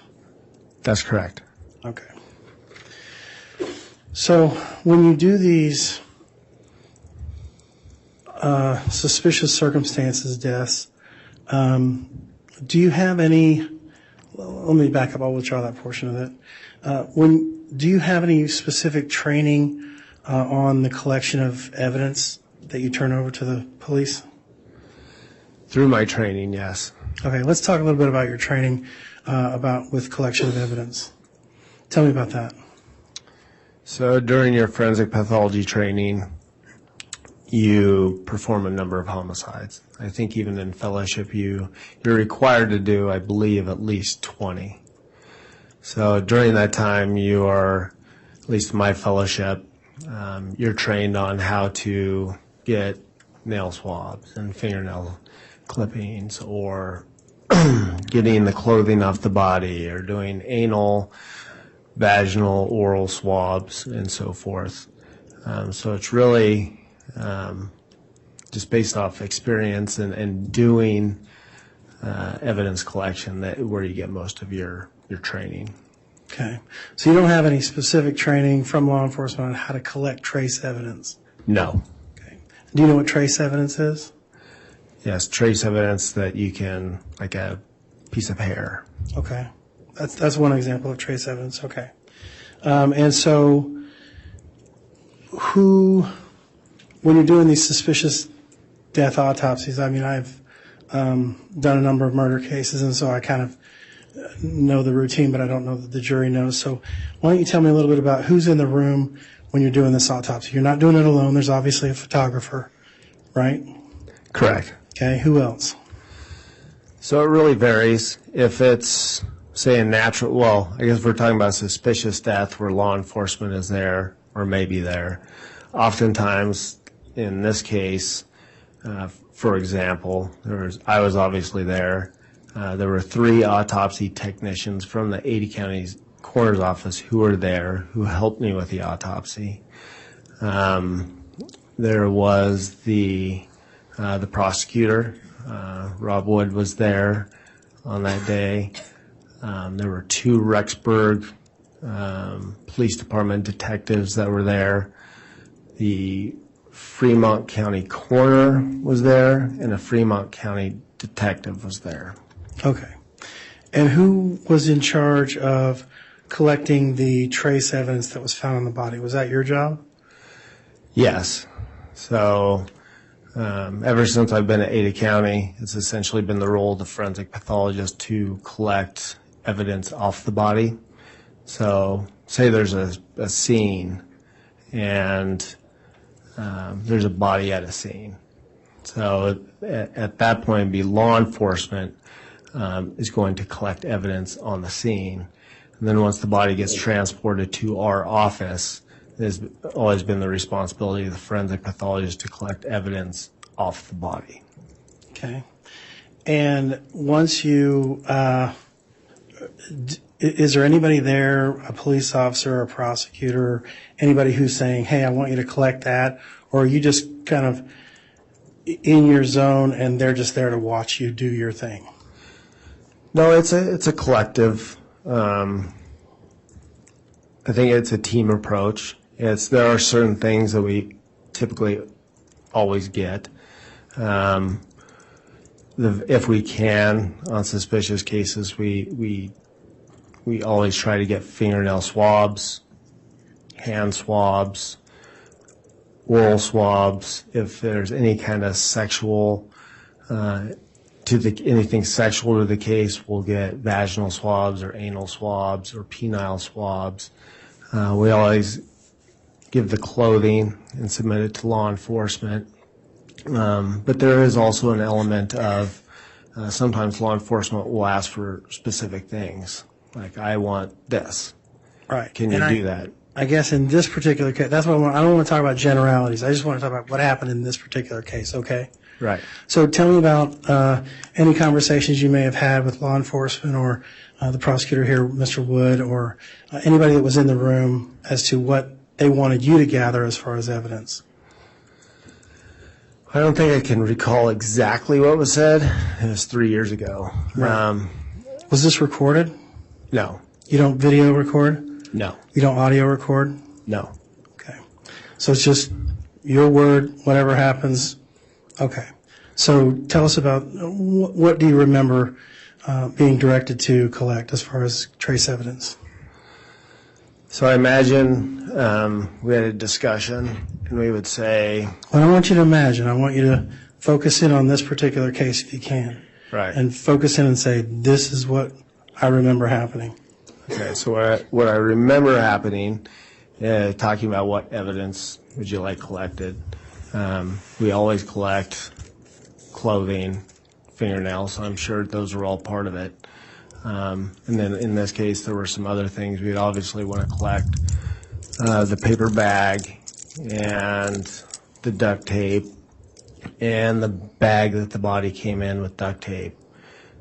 So I'm sure all of those things were discussed. Okay, so you're saying these are things you generally do, and so this is what you probably did, but you don't have any specific recollection of having any conversations with anyone on that particular day about the evidence that was collected. Yeah, I think that's safe to say. Okay. And now, by the time these bodies were collected and brought to you, there were a number of theories going around. What was told to you as far as the background that led you to come up with the cause of death here on J.J. Vallow? For J.J. Vallow, we did have a briefing before the autopsy. Met with law enforcement from Rexburg, from Fremont, and there was an individual from the FBI there as well.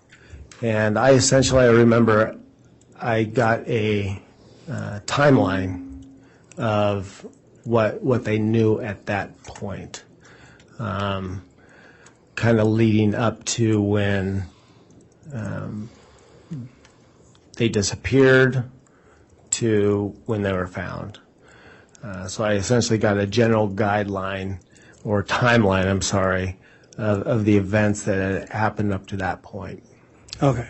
So now you mentioned that Fremont County Sheriff's Office was there, Rexburg Police Department was there, and now you indicate that there was also an FBI agent that was there? That's correct. At least one, or more than one? There's one. Okay. You don't recall his name or her name? I don't. Okay. Male or female, do you know? It is male. Okay. So you indicated the cause of death on JJ was, well, I don't want to get this wrong. Why don't you go ahead and tell me what it was? It was asphyxia by plastic bag over the head and duct tape covering the mouth. Right. Plastic bag over the head. So tell me what evidence did you collect? Did you collect any evidence inside the sinuses? Did you swab the sinuses and pull out any evidence? No. Okay. Did you swab the throat or go down the throat somehow and swab anything down there? Yes, we took oral swabs. Okay. And did you find any evidence of microplastics or something that might be consistent with someone being smothered with a plastic bag? Well, I wouldn't expect to find that, but no, we didn't find anything.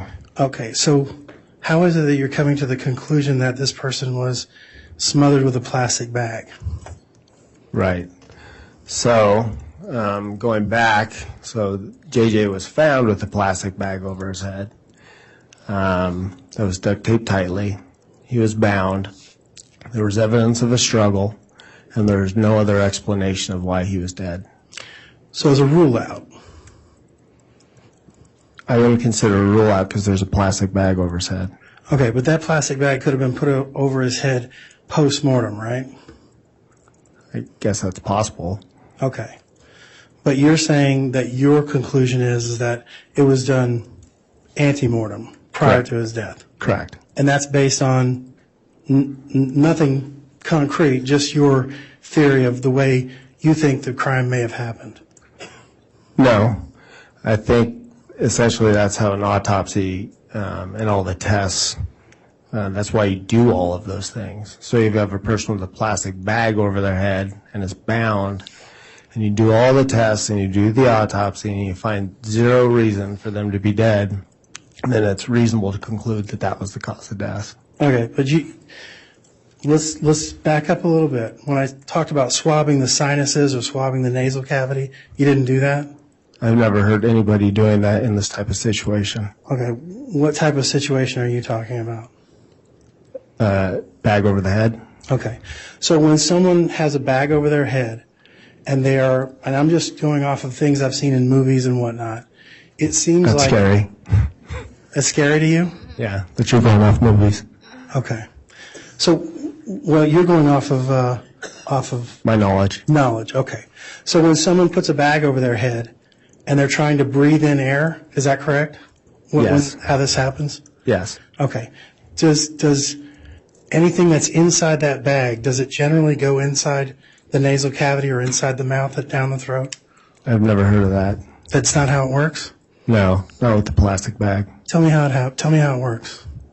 Essentially, the bag is put over your head, and you can't breathe, and then you go unconscious and you die. Okay. So nothing goes into the nasal cavity. I don't know why it would. What are you breathing in? Air. From where? Nowhere. That's why you die. From inside the plastic bag? Correct. Okay. So anything that may have been inside that plastic bag that was close to the mouth or nose would have gone inside the mouth or nose? Not necessarily, Okay. no. All right. I guess we'll just have to disagree on that. Objection, that's not a question. Sustained. Will we have to disagree on that? I guess we will. All right. Thank you.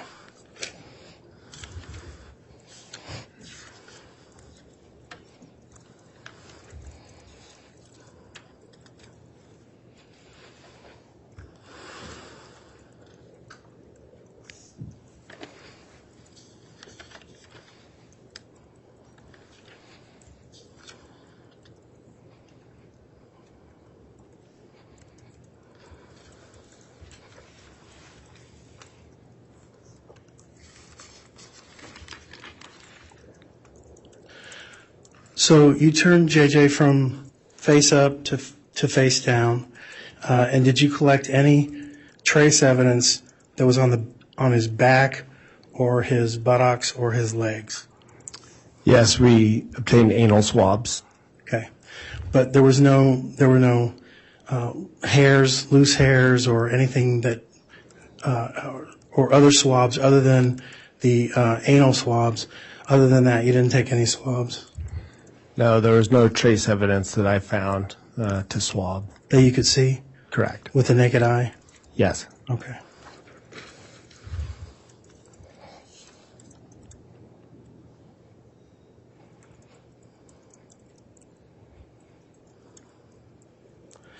The bruising that was on JJ's arms, you indicated that was ante-mortem or prior to his death? Correct. Okay. So how soon prior to the death, or how likely is it that this was done contemporaneously with the death, like at the same time? That's a good question. So you can't really look at a bruise and date it specifically. They even done tests where you look at it microscopically, and it's not real great.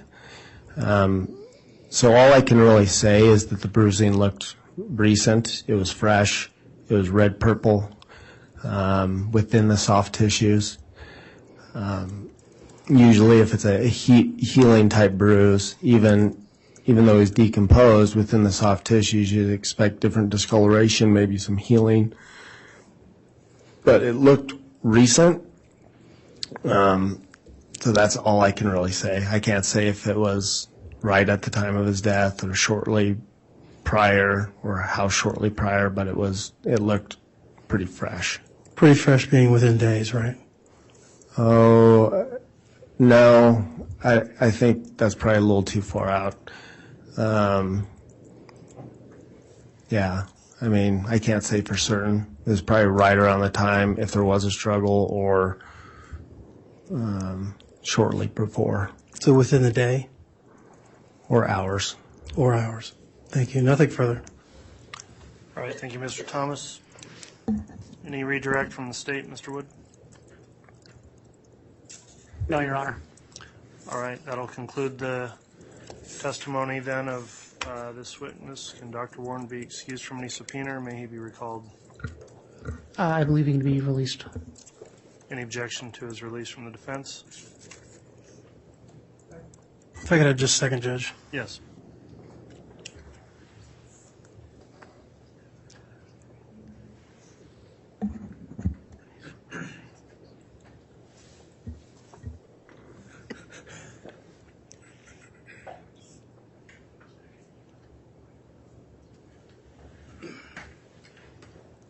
Judge, we may recall him, so we're gonna ask that he not be released from his subpoena at this time. All right, so Dr. Warren, then please maintain contact with whoever issued the subpoena while the trial is still pending. You could be recalled. Based on that, I'd also advise you to not view any trial testimony between now and the finish of the trial, just in case you are recalled. With that, you can be excused as a witness for today. So we'll have you step down, but before we do that, I guess it looks like a good time for us to take our mid-afternoon break. So we'll go ahead and take a break, and then will the state be calling another witness after that? Yes, Your Honor. Who's your next witness going to be? Dr. Christensen. Okay, thank you, Mr. Wood. We'll go ahead and take our break then for 20 minutes. All right, please.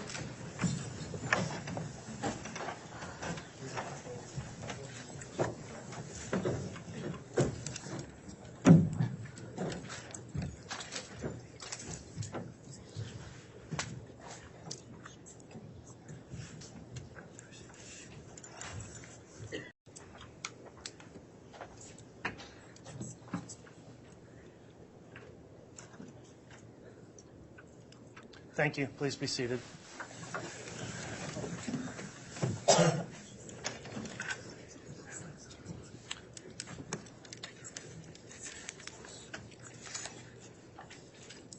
Have the jurors brought in, please.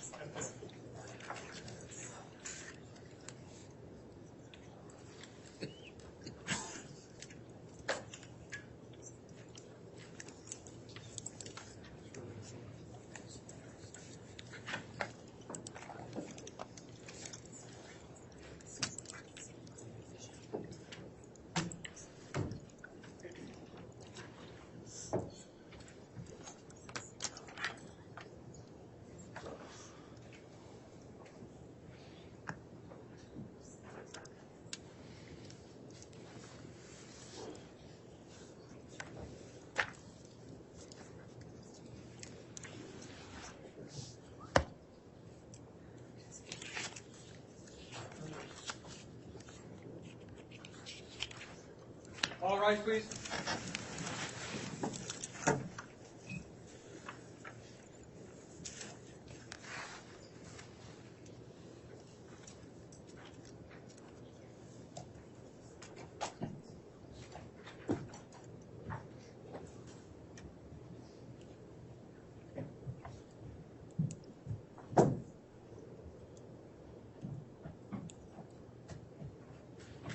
Jury's out for the count of 4 Your Honor. Thank you, Mr. Bailiff. Please be seated.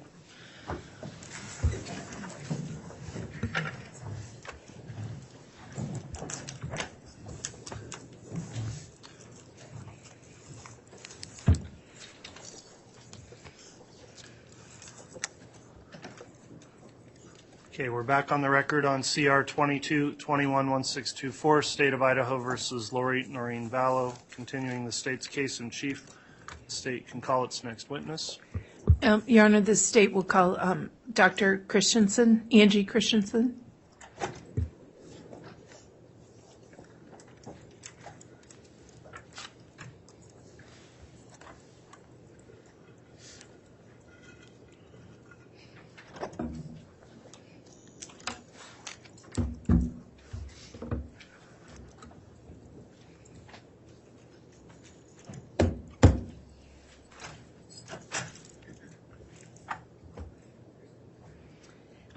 Swear or affirm the testimony you're about to give will be the truth, the whole truth, and nothing but the truth, so help you God? Thank you.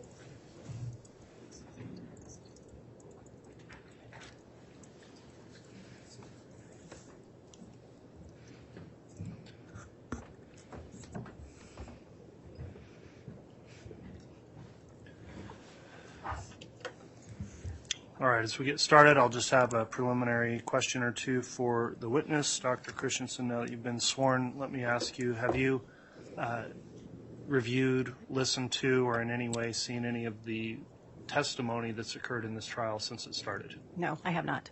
Okay, thank you for that. With that in mind, I'll ask you to please make sure to sit forward and talk right into that microphone to make sure we pick up your voice on the recording. We're making a court record as well, so please make verbal responses to any questions you're asked, and please try to avoid talking at the same time as any attorney that's questioning you. So with those rules in mind, Ms. Smith, if you'd like to inquire on direct, you can do so. Thank you, Your Honor. Good afternoon. Good afternoon. Will you please introduce yourself to the ladies and gentlemen of the jury and then spell your last name? My name is Angie Christensen, and Angie is spelled A-N-G-I. Christensen is C-H-R-I-S-T-E-N-S-E-N. Okay. Now, ma'am, are you a doctor? So should I call you Dr. Christensen? Yes, I have a PhD. Okay. Ma'am, can you tell us a little bit about what you do for a living? I am a forensic anthropologist at the FBI laboratory in Quantico, Virginia, where I've worked since 2004. Okay. Ma'am, can you tell us about your educational background, please? I have a bachelor's degree, a master's degree, and a PhD, all in the area of anthropology. Okay. And what is your educational background? For what schools? My undergraduate was from the University of Washington, and both my master's and PhD from the University of Tennessee. Okay. Do you hold any certificates? Yes, I am certified by the American Board of Forensic Anthropology and the Forensic Anthropology Society of Europe. And the Forensic Anthropology Society of Europe, how many people are allowed to be in that society? I'm not aware of how many are certified in that society. Okay. Just generally, what is anthropology? Anthropology is a very broad science that includes the study of humans and humanity in any way. So human language, culture, biology is a very broad discipline. Okay. And are you a forensic anthropologist, you said? Yes. What is forensic anthropology? Forensic anthropology is a specialized area of anthropology that includes the examination and analysis of skeletal remains in forensic or death investigation contexts. Okay. And that is your occupation at the FBI at Quantico? Yes. Okay. And just so that the jury's clear, what is the difference between forensic pathology and forensic anthropology? They are related and complementary, but different disciplines. Forensic anthropology, as I mentioned, emphasizes analysis of the human skeleton specifically, and forensic anthropologists are not authorized to determine cause and manner of death or to make a positive identification. So why would a medical examiner refer human remains or skeletal remains to a forensic anthropologist? Typically, if they're wanting a more in-depth examination of any features of the skeleton specifically. And so if a medical examiner wanted an in-depth analysis of skeletal remains, what sort of process, if there is a general process, would one go through in doing such an examination? A forensic anthropology examination it can be pretty varied and depends a lot on what exactly is submitted and what type of examination is being requested. But generally speaking, an examination will begin with a visual assessment of the bones, looking for which bones are present, their general condition, and things like that. That might then progress to things like looking at bones under a microscope, taking measurements, or taking x-rays. Okay. Now, were you involved in a laboratory number, and I believe an FBI number, HQA3290279? Yes, I was. And was that your internal lab number 2020-01332? Yes, that's correct. And that was referred to the FBI Quantico by the Ada County coroner? Yes, they're the ones who made the request to the laboratory. And they sent some human remains for their case number 200611. Yes. All right. And those photos have already been admitted, Your Honor, as the photos from the autopsy of Tylee Ryan. Are you aware that those remains have since been identified? Yes. Okay. And are you aware that those remains have since you looked at them been identified as Tylee Ryan? I may have learned this information at some point in the investigation, but I don't recall specifically when. In this specific case, specific process, what methods did you use? Specifically in this case, I did that initial visual assessment. I did take some measurements of the bones. I looked at some of the items microscopically, and I took CT scans, which are a three-dimensional X-ray. Do you have an idea of how many bone fragments you received from the Ada County coroner that turned out to be some of the remains of Tylee Ryan? I don't recall the exact number, but somewhere in the ballpark of 100 or more. Okay. Was there any decomposing tissue or any tissue with it? Some of the skeletal remains or bones did have some soft tissue still attached. And in your position as a forensic anthropologist, do you work with or analyze tissue? Skeletal tissue is technically a tissue, but it is a hard tissue, and I do not work with soft tissues such as skin, muscle, and organs. Okay. So let me ask, if you know, if the remains you received were all from one single person, do you have any idea of what percentage of the body you received in terms of the skeletal remains?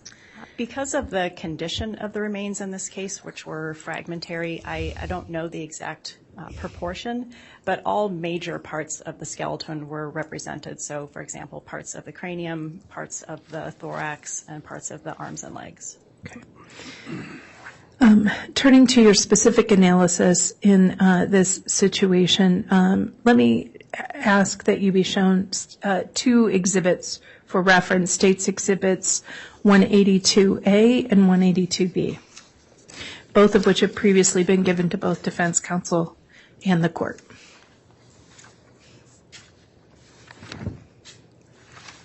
Thank you, sir.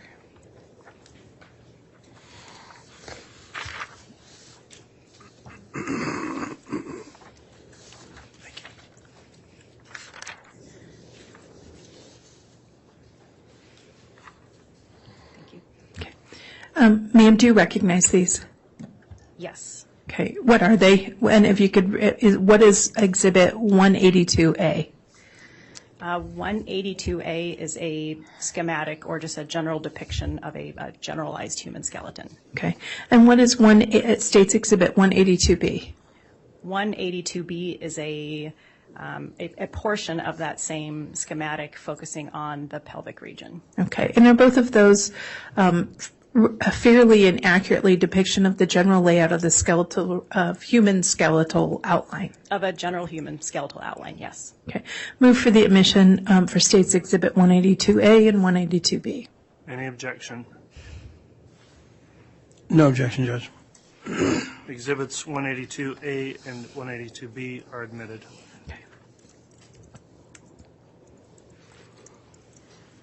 Thank you, sir.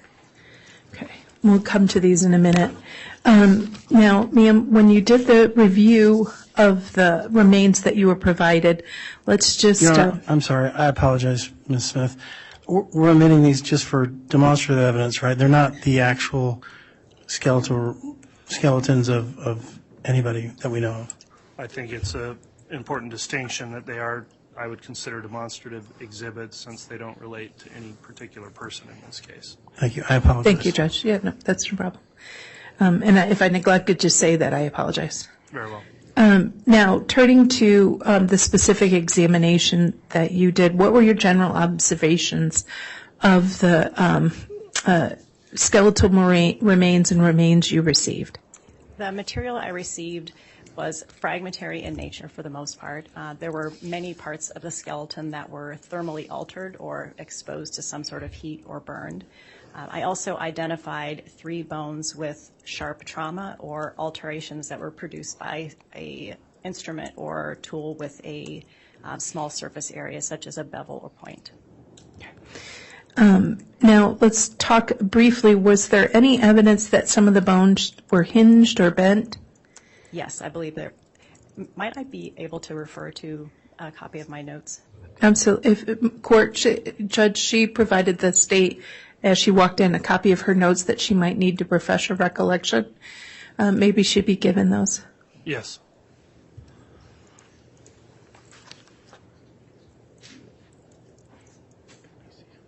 I'm going to need to see those prior to.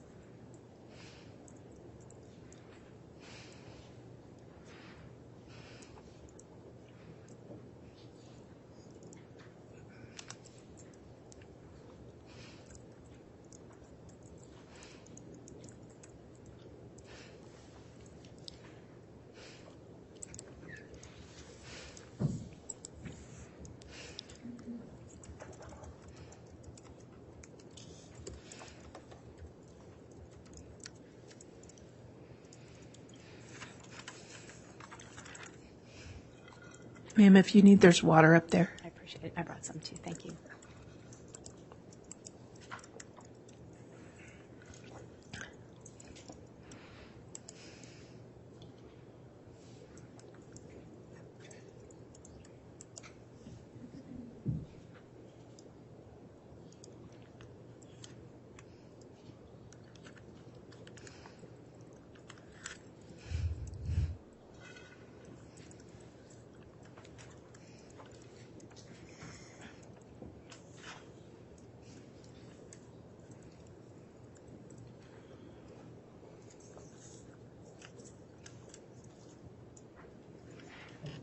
Thank you, counsel.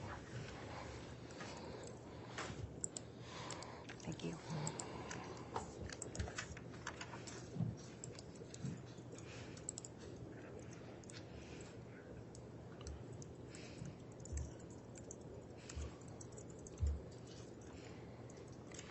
Yes, from my review, my report indicates at least one incidence of bone that was hinged or bent. Okay. And does it indicate also that it was perimortem at the time? Yes. Okay, what does perimortem mean? Perimortem means at or around the time of death, but it's important to make the distinction that forensic anthropologically, what we refer to as perimortem could extend into the postmortem period. And the reason for that is when we are looking at just the bones and we're not looking at any of the soft tissues, all we can see is how the bone reacts to force. And the bone, if it stays in a what we call biomechanically fresh state, but basically just in a state that retains moisture and collagen and the things that make bone a bit flexible, if that's preserved well enough into part of the postmortem period, the bone reacts exactly the same way. So anthropologically, perimortem could be right at the time of death, but it could also be after the death event if the bone was still in that biomechanically fresh state. And so when you talk about Could you back up a little bit? Right at the time of death, and also could be after. That it could extend into the postmortem period. Okay. So when you talk about biomechanically fresh state, what if a bone was subjected to extreme heat or subjected to and received thermal damage? Could that affect that process as well? Yes, that would affect the biomechanical properties of bone, which would make it more brittle. Okay. So turning to a discussion of was there any evidence that the bone received thermal damage? Yes. Okay. Now, just so that we're clear, what does thermal damage mean? Thermal damage is an alteration to the bone caused by exposure to heat or fire. Okay. How were you able to tell that some of the bones in this case had been subjected to heat or fire? Burning does a number of things to bone. It changes the color. So bone is naturally a sort of creamy white color, and as it becomes burned, it turns tan and black and eventually white. It also, as I mentioned before, causes the bone to become more brittle, so it fractures more easily. Now, in some of the bones, did you see evidence that there was a lot of thermal damage? There were some areas that had more thermal alteration than others, yes. Okay. And were there areas that had less thermal damage? Yes, some parts of the skeleton had less thermal alterations. And what can account for that? When the body burns, there is a typical pattern to the damage that occurs to the bones. And basically what happens is the areas of the skeleton that have less soft tissue protection or less other tissues covering them tend to be burned and exposed first. So the knees, the elbows, these areas with just a little bit of skin covering them. Other parts of the skeleton, like those within the torso, are better protected by a lot of tissue and organs and then tend to be altered last by the fire. Okay. And did you take efforts to document the various findings you made? Yes, my findings are in my report. Okay. And did you take photographs? Yes, the photographs appear in my examination notes. All right. Your Honor, I'd ask that the witness be shown State's Exhibit 181A through 181I. Courtesy copy has been given to both the court and the defense.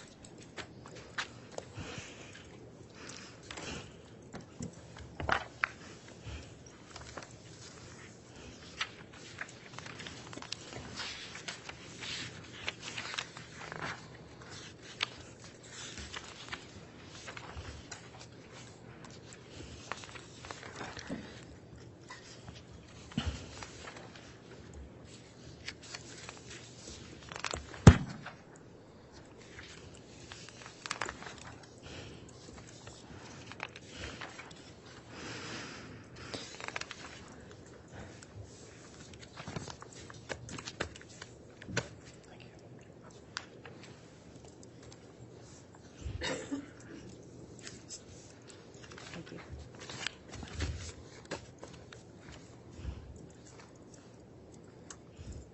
And can you take a look at State's Exhibit 181A through I without, and just take a look at them as a group?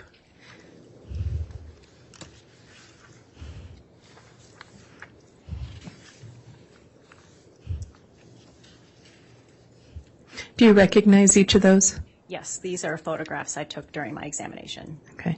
And these State's Exhibit 181A through I, are they all accurate copies of some of the photographs you took of the bones you examined of Tylee Ryan? Yes. Okay. Your Honor, we'll of course make an individual record, but at this time, for expediency's sake, I move for the admissions of State's Exhibits 181A through 181I, and for the witness's use in explaining her testimony. All right, any objection to exhibits 181A through I? May I have water and aid? You may.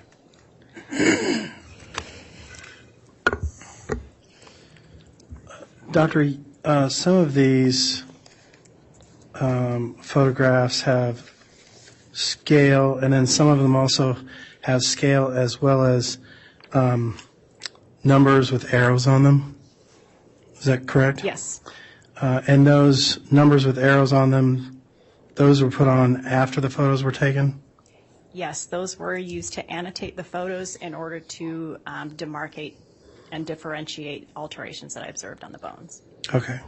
I'm going to use a term that is probably not appropriate, but photoshopping, that you superimposed the numbers and the arrows, but you didn't do anything to the actual underlying photos. That's correct. Okay.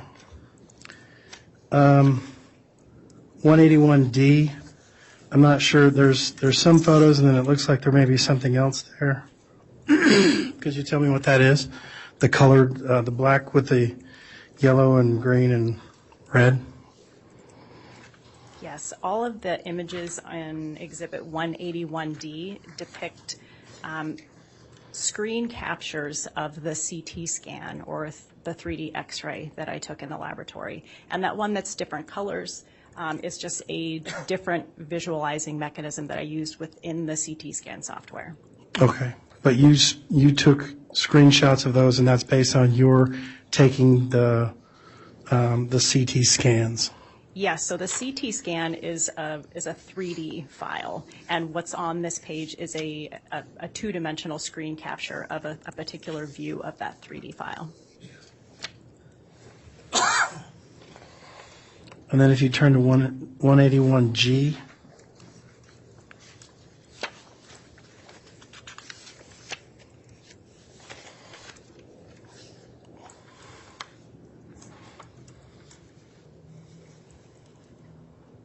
Okay, is 181G has 3 photographs on it, correct? Yes. And the bottom 2, are those CT scans? Yes, those are also 2D screen captures of a 3D CT scan. Okay. And then the top one is just a photograph? Correct.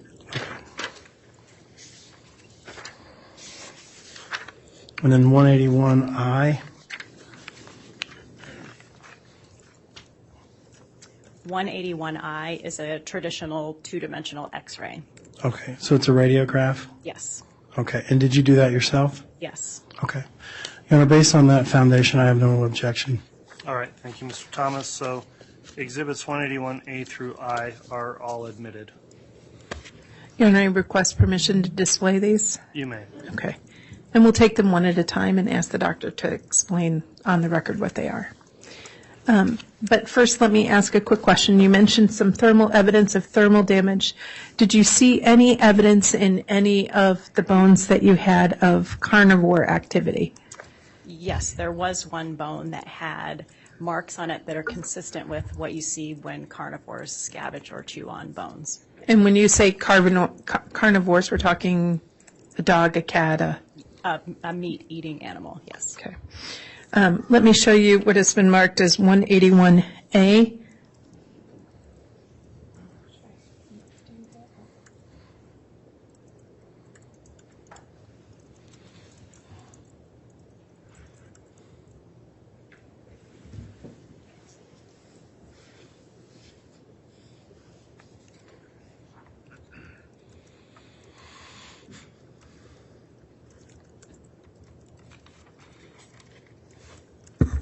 Do you recognize 181A?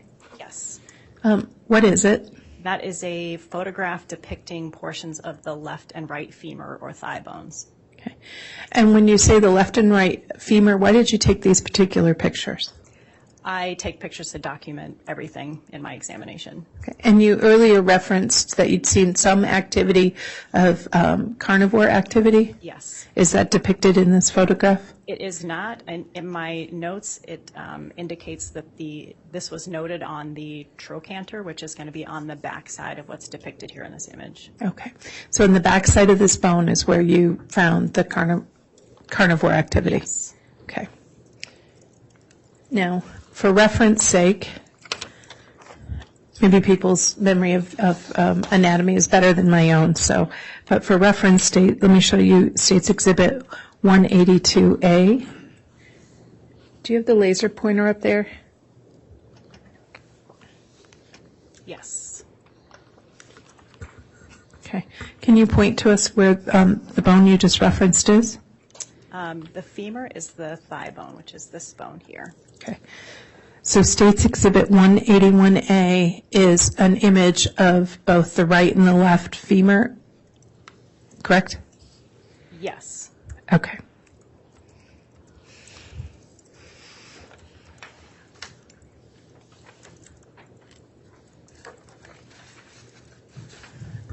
Now, you earlier referenced thermal damage to the bones and that you could see discoloration, right? Yes. Okay. Let me show you State's Exhibit 181B.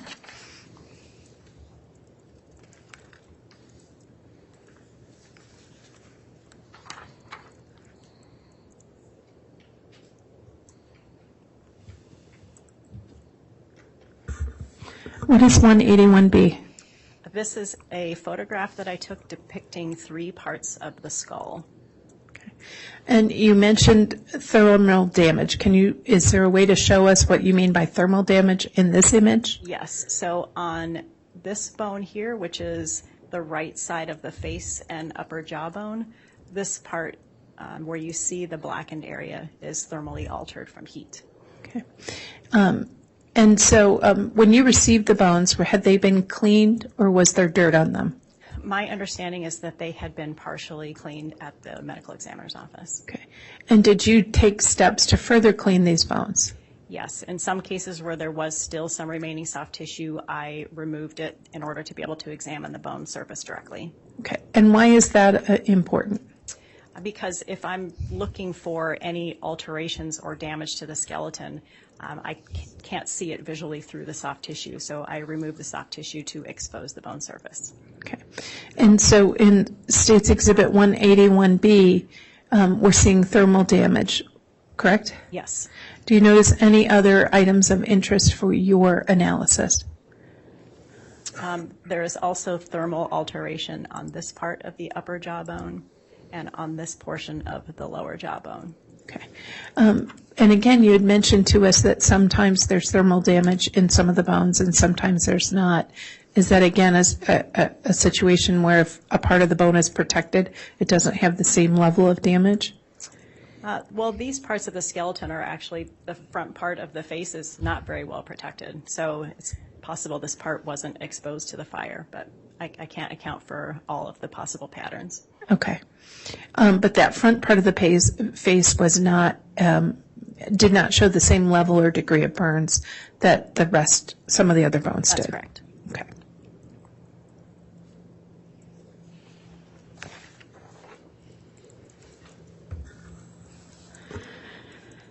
Now, do you have experience in examining items in bones that have experienced or show evidence of trauma? Yes. Okay.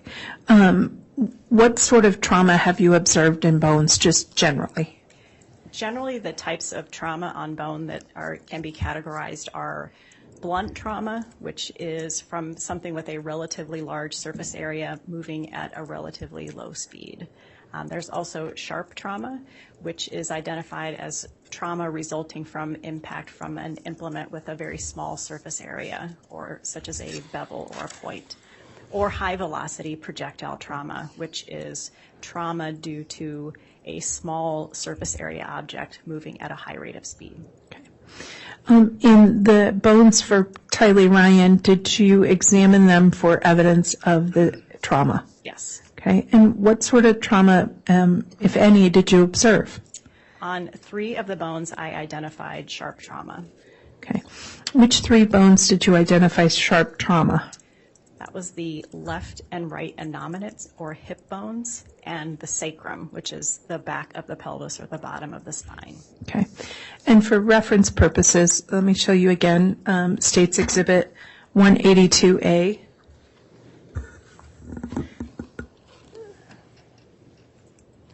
Can you point to us on the diagram that's up there on 182A and show us generally what you're talking about? Yes. So these are the two hip bones. This is the right side and the left side. And the sacrum is the one right in the middle at the base of the spinal column. Okay. And that's areas where you found evidence of sharp trauma? Yes. Something sharp, a knife or a hatchet or something of the like caused injury in this area? I can't identify the specific tool type, but it was something with a small surface area, such as a beveled edge or a point. Okay. And a tool mark examiner would be the person who might try to identify what object would do that? Yes, the procedure in my agency is the anthropologist identifies the location and general nature of sharp traumas, and that's then forwarded to our firearms and tool marks unit for additional analysis. Okay. Now, let me show you just for reference, it states Exhibit 182B, which is a close-up of that area. Okay. Could you again point to us the area where you saw the trauma? Yes. So this is the right innominate or right hip bone and the left side and the sacrum in the middle. Okay. Thank you. Now, did you document the injuries that you saw? Yes, I documented the sharp alterations that I observed. All right, let's start with your item 16. And let me show you States Exhibit 181C.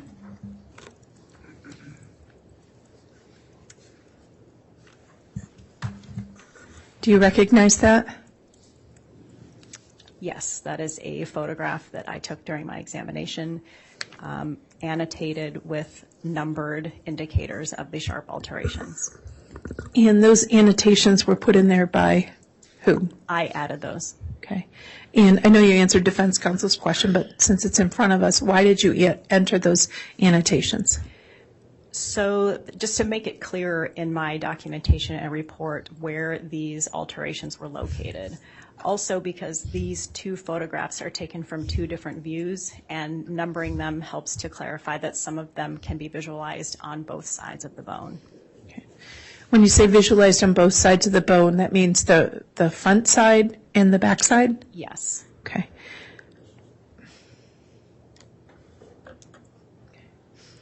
And how many areas of sharp trauma did you identify?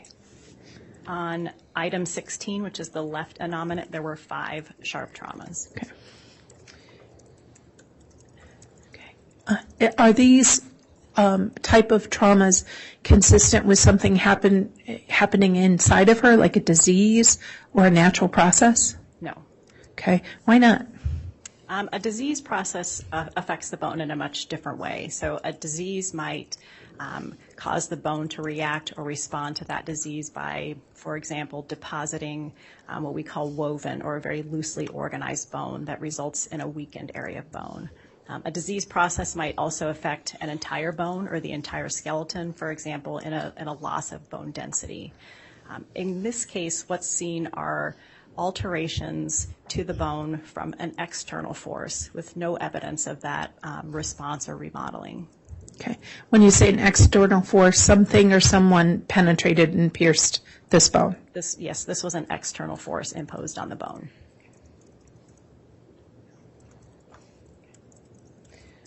Now, have you had experience in looking at bodies that have been dismembered? Yes. Okay. Are there areas when a body is dismembered where you expect to see issues that are, or injuries as evidence of dismemberment? Typically, sharp traumas in dismemberment cases occur around joints. So when you say around joints, what does that mean? Around parts of the limbs and body that join together. So, for example, where the arms or legs or head meet the torso. Okay. So the 5 sharp instrument injuries that we see in your item 16 on the exhibit before you, are these all evidence of dismemberment? These would not be typical of dismemberment. Okay. What are they typical of? I can't say exactly what sort of action or implement caused them, but that some sort of external small surface area object impacted the bones. So why do you say they are not consistent with consistent with other injuries you've seen for dismemberment? Because these do not appear, these aren't near joints. So typically dismemberment, the objective is to break the body into smaller portions, and that's why the joints tend to be targeted. In this case, all of these sharp traumas are in the area of the pelvic region. Okay. So you said in the area of the pelvic region. So for reference, if I may, let's use States Exhibit 182B again. Could you point to us what you're talking about? So the sharp traumas were all found on the innominates, or the hip bones here, as well as part of the left side of the sacrum. And some of the sharp traumas can be visualized on both sides of the bone because it went all the way through. So it would be on the back side that you can't see here. Okay. So it's more on the side that would be interior of the body and not exterior? Yes. Okay.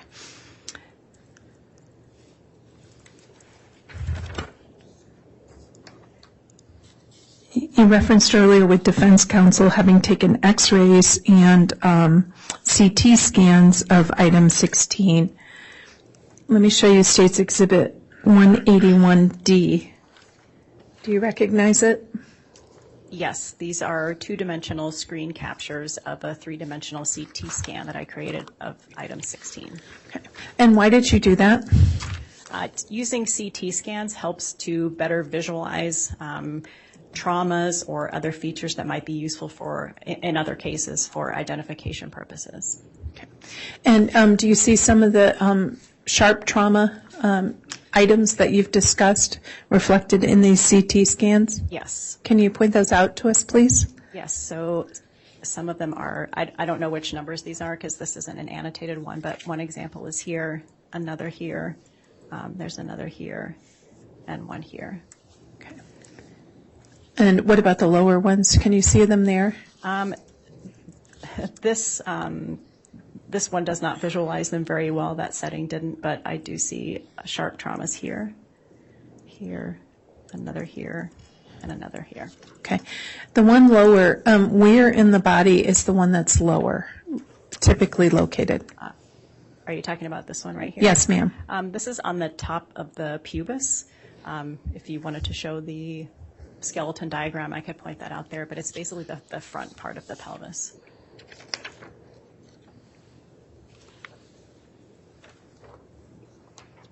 And for the record, I'm showing 182. Let me use the large one. Let me do 182B, Your Honor. All right.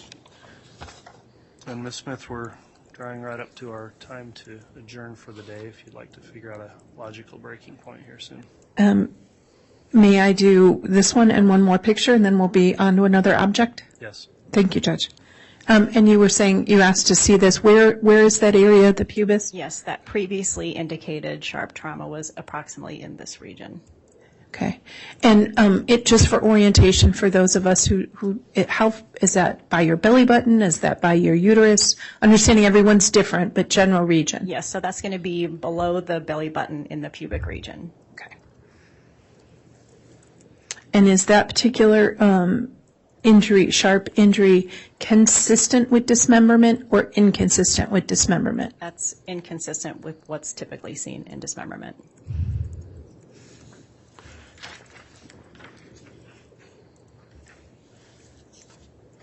And we have one more set of close-ups of the sharp trauma in this area. Item 16, reflected in States 181E. Can you explain to us what we're looking at 181E? Yes, these are detail or close-up views of the same alterations depicted in the other photograph and CT scans. Okay. When you say these, there are 4 pictures? Yes. Okay. And there are numbers on the pictures? I can't tell how well that shows up on other people's monitors.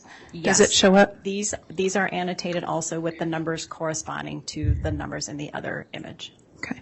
So the numbers in each of the items for item 16 all match each other, even if they're different shots? Yes, exactly. Okay.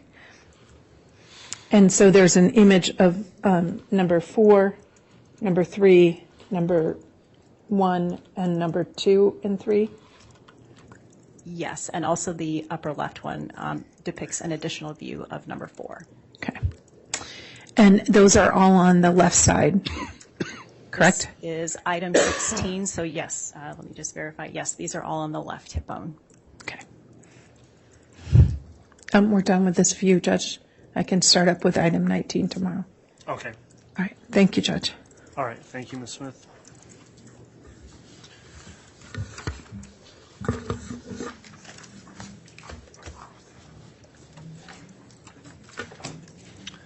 All right. We will recess for the day then.